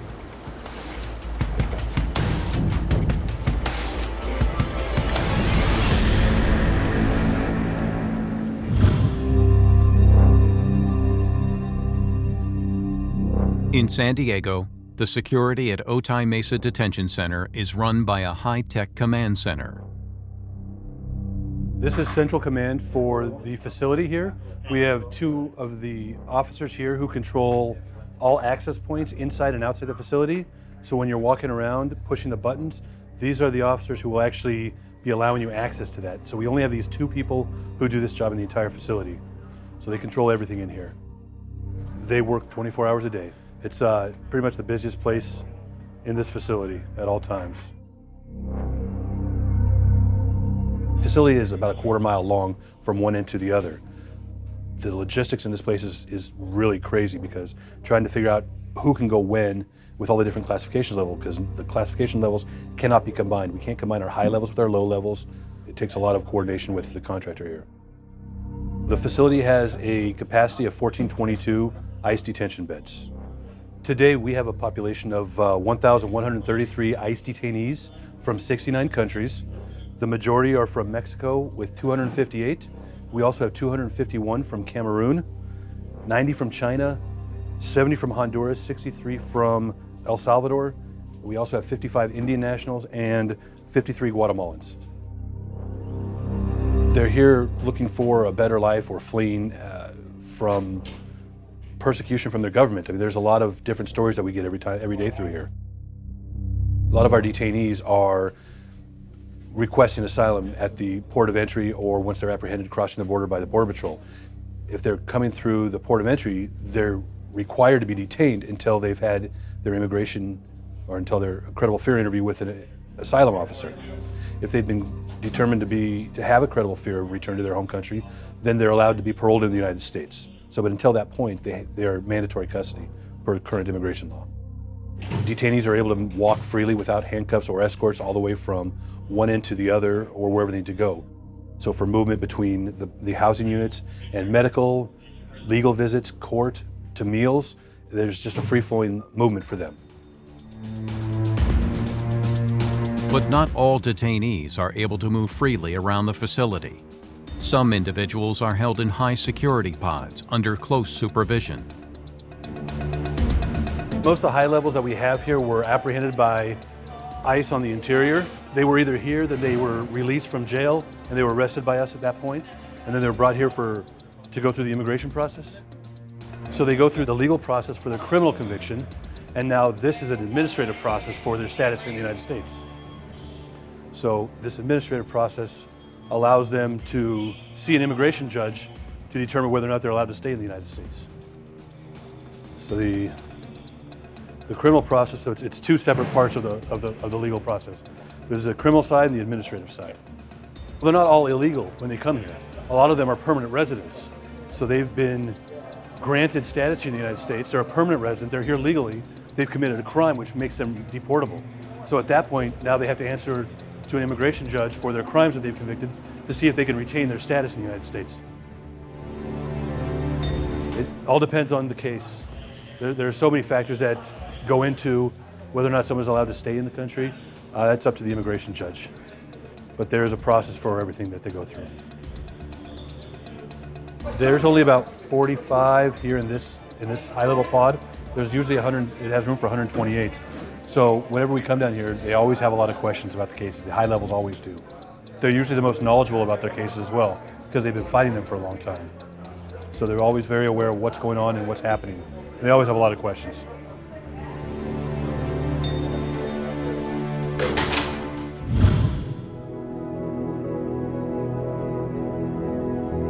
Two longtime companions who emigrated from Cuba in 1980 are currently at the ICE office in Miramar, Miami. They are required to check in annually and request permission to work. But due to their prior criminal records, they constantly face the possibility of deportation back to Cuba. We came in the Maria in the boat in 1980. It was kind of hard. You know, it was close to crossing the sea right here to Key West. I went to Fort Smith, Arkansas. I stayed there like 2 years. Then went to Dallas, Texas. From Dallas, Texas, I went to Detroit, Michigan. In Detroit, Michigan, right here in Miami right now. I was locked out for a crime I didn't commit. I was doing 20 years for something that I didn't do. So I decided to come over here looking for a better life. A lot of mistakes that I made in my life and now I'm paying for. You know, that's the way it is. I sold drugs, got in possession, I stole. A lot of things that I did that I regret. Today I regret it. But people make mistakes. But I made mistakes and now I'm paying for it. I come in out to the centers every year. I got a report, sign my papers, because if I don't have the paper signed by immigration, I can't get no license, no ID, I can get no job, I can get nothing. So I have to come in every year. I come here every year. They say 9 o'clock, I'm here 5 o'clock in the morning. I'm here legally, but I'm not a U.S. citizen. I don't have no citizenship. All we had is a work permit that they give us. We have to renew it every year. 3 years ago, I went to the penitentiary for a gun possession. And that's it, I came here. I'm not afraid they send me back. But I'm not gonna be on the street without no ID, no nothing. So I take my chances. I come here, they give me if they sign it, they don't. What can I say? I'm not doing it no more. I'm good. I got a job, I got a wife and kids, I'm doing good. I don't expect nothing. Whatever they give me, that's what I get. I don't ask for nothing. I sit there, give them turn the papers. When they call my name, I'm gone. Go home with my wife and kids. That's it. I have no family in Cuba. I have nobody. What can I do over there? Nothing. 39 years in this place, Sorry.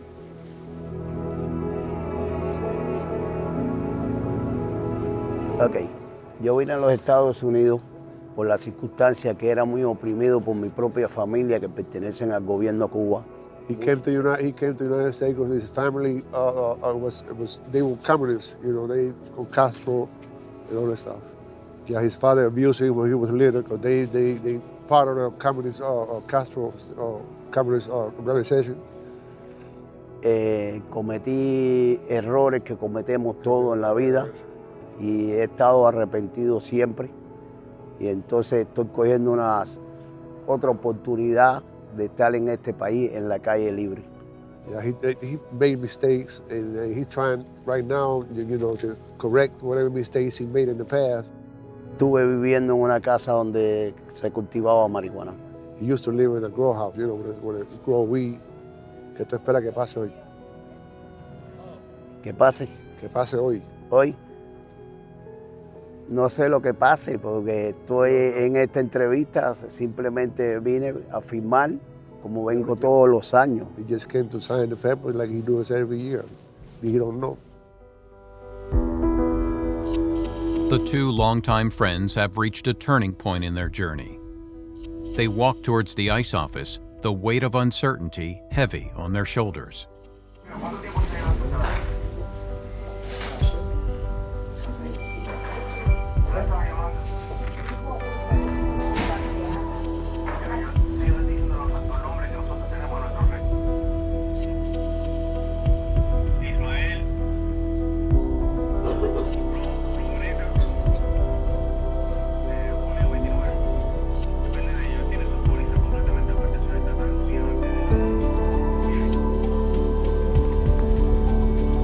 Good morning, sir. Good morning, sir. All right, sir, when was the last time you reported? Last year, on year? November the 17th.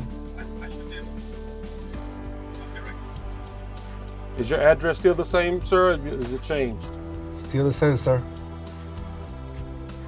Okay, sir, you can go ahead and have a seat. Thank you, sir. Okay, señor, ¿tú hablas español o Sí, inglés? español. Español, no inglés. Poquito es... Entiendo poquito, pero hablo más español. Ok, su dirección, ¿todo está correcto? ¿No cambio? ¿Nada de eso? Número de teléfono, ¿cómo está eso? ¿Está correcto? Correcto todo. Okay, sir, you can go ahead and have a seat. Someone will be with you shortly.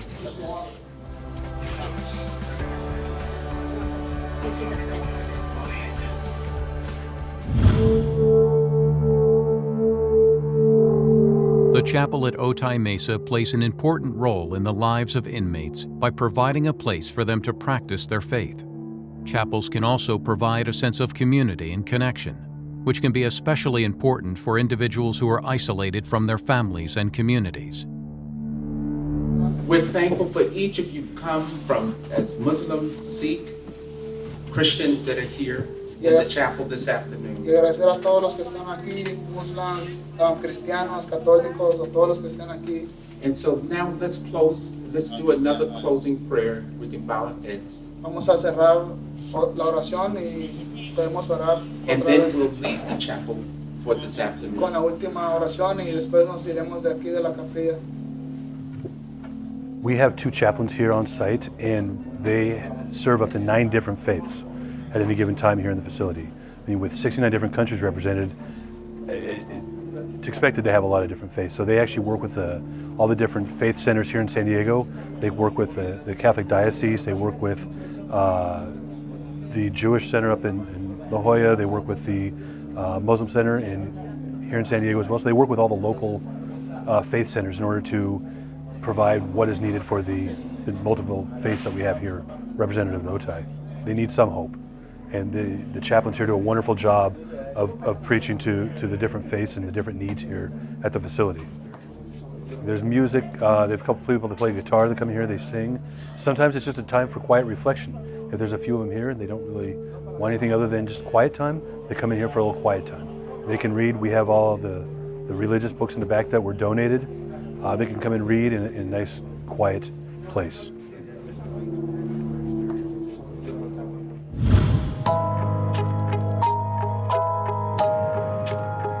In Philadelphia, ICE officers have been tracking down a Honduran national who was a known convicted rapist. So it's almost 5:45. We have an individual sitting doing surveillance over at the house right now. Upstairs light came on, so we think that the target is probably up, getting ready to get himself ready to go to work. We expect him to come out sometime between 6:30.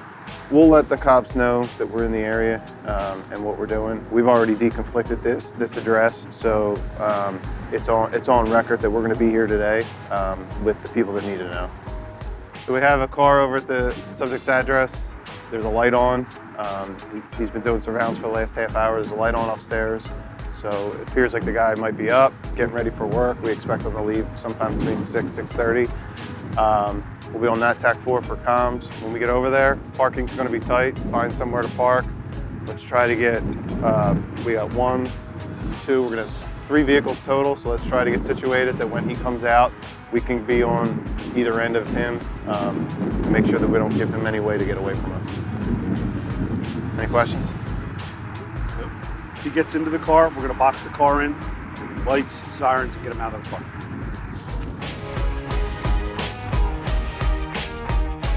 So he was in federal ICE custody in Buffalo, New York. The city of Philadelphia got a court order to take him out of our custody so that they could try him for charges in the city.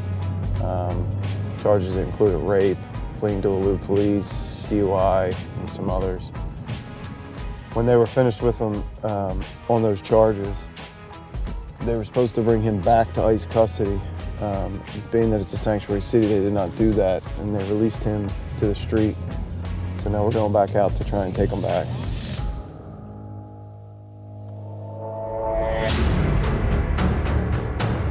The suspect exits the location and swiftly attempts to escape from the approaching officers by getting into a nearby vehicle. Yo! Yo! Turn the car off!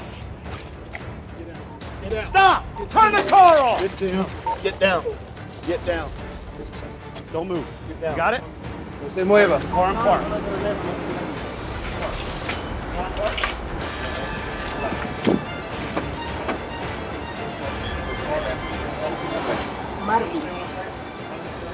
¿Cuál es su nombre? Cámate, ¿ok? Cámate. Yo tengo orden de arresto de él, ¿ok? Oh, there? Sí, pero espere. Tú mueves la coche, la oficial es enfrente de la coche. Yo no quiero, I don't want anybody to get hurt. Yo no quiero personas duelen. ¿Comprende? Un momentito, un momentito. Okay, I'm sorry, man. Un momentito. No, solo yo solo. Mi bebé está en el hospital. Baby's in the hospital. ¿Habla español? Un poquito. Mi bebé está en el hospital, se está muriendo y tengo que ir hoy. You got an ID? Ajá. ¿Dónde hay identificación?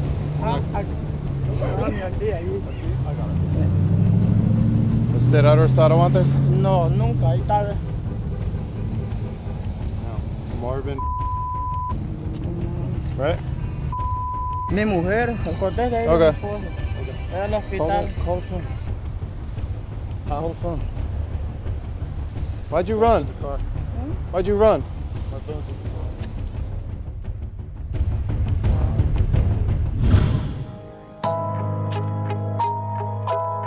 Back in Miramar, Miami, two longtime friends are anxiously waiting to find out if they will be sent back to Cuba or allowed to stay in the United States.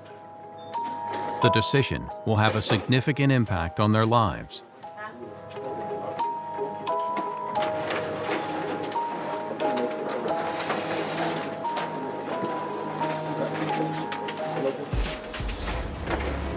José. Ok, José. La próxima cita es el 16 de noviembre 2020, 9 por la mañana. Ok. Ok, ese todos sus papeles para acá. Agustín. Yes, sir. Ok, mira, esta es la foto. No necesito eso con su primera cita, ok. La próxima cita es el próximo año, 16 de noviembre 2020, 9 por la mañana. Yes, sir. Okay. ¿Tiene preguntas? Thank you, sir. De nada. I'll try to fix that picture. Está bien.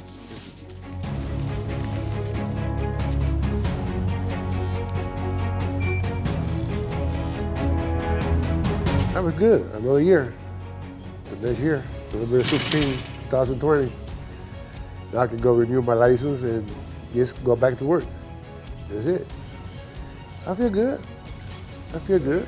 I was, you never know what you're going to expect, what you're going to get. Sometimes I fear that I might get locked up. I wish I could have my resident card, but at least a resident card that I have less problem, more time to do what I got to do, you know what I'm saying? In the near future, I have to go in front of the judge and see what the judge said. But right now, my main goal is my kids and my wife. That's it. Back in Philadelphia, ICE officers thought they had apprehended a convicted rapist, but were later informed that the individual they apprehended was not the target of their arrest. The guy was standing on the porch. He looked a little heavier, but he fit the description. We think it possibly is a relative of our target. In hindsight now, when he came out, we called a phone that we believe is the subject's. And when we called that phone, the guy that was on the porch actually appeared to answer his phone or look at his phone as if they answered on speaker. Officers soon discover he is living in the U.S. illegally and bring him into custody for processing. He's kind of caught up in the middle of someone else's mess. So we were looking for the bad guy today. He got scared, he tried to run, he lied a little bit. But as the investigation went on today, we found out that he has a 2-month-old child who has severe medical issues. So we obtained some medical documentation from his wife, and so we're gonna release him so that he can be there to provide for his family. The detainee confessed to knowing the target suspect and agreed to provide assistance to the ICE officers. He also has indicated a willingness to help us find the bad guy who kind of got him into this situation in the first place, who was our target that got away today. So in a few minutes, we're going to explain that situation to him, and he'll be transferred over to the place that's going to put him on the ankle monitor and supervised release. You got caught up in somebody else's mess, right? We're looking for the bad guy who we talked about, right? And when we came to look for him, you ran and got arrested because you're illegally in the country. Okay, usted quedó atrapado en un problema de otra persona. Cuando usted no vio, usted corrió. Usted está aquí ilegal. Usted cayó preso con inmigración. Así de simple, okay? So, since we've been here, we figured out that you told us, and we also got some documentation that you have a sick child, correct? En el tiempo que tenemos aquí, hablamos de tu situación, que tienes un hijo que está enfermo, ¿verdad? Una bebé de 2 meses. She's Okay. 2 months old in the hospital. Y está en el hospital, ¿verdad? Tiene 2 meses. Okay. So what we're going to do is we're going to release you with an ankle monitor so you can go to your immigration proceedings and not be in jail. Lo que vamos a hacer hoy es que lo vamos a dejar salir con un monitor en el pie ¿ok? Vas a pasar por el procedimiento de inmigración normalmente, pero vas a estar afuera de custodia a lo que va pasando eso, así puede estar con su familia y su hija en el hospital, ¿ok? And you also told us that you'd be willing to help us get the bad guy. So any help you can do to help us take him off the street, that would be great. Usted también nos dijo que nos puedes ayudar a conseguir las personas que están haciendo cosas malas. Cualquier ayuda que usted nos pueda dar es agradecida. Exacto, que eso esté trabajando tranquilo y viene una persona a cometer un crimen, aparte de que ya entró a los Estados Unidos, causándole problemas a la gente que está trabajando con usted. Sí, claro. Entendemos. So we're going to take you over to the place where you're going to get the monitor on and they're going to explain the whole supervision process. So desde aquí vamos a ir al otro lugar donde le van a poner el monitor y ahí le van a explicar con más detalles cuál es el proceso. No vas a durar mucho tiempo ahí. Te van a poner el monitor y después lo vas a dejar salir para la calle. Okay? And after that, you go home to your wife and your kid. Después de eso puede ir a estar con su familia y su hija. Vas a tener tu celular y todo para atrás, vas a poder llamar y todo eso. Okay? All right. ¿Alguna pregunta? Venga. Once released from custody, the Honduran immigrant is required to have scheduled visits at the ERO office and await a court hearing to determine if they will be deported. ICE officers successfully tracked down the Honduran immigrant they were looking for. He was removed from the U.S. to Honduras. The two Cuban nationals, Augustine and Jose, continue to be in compliance and report yearly to the Enforcement and Removal Operations Office in Miami. Community activist Benjamin Martinez still continues to follow ICE agents. And when Oscar got his court date, the immigration judge terminated all proceedings on his case.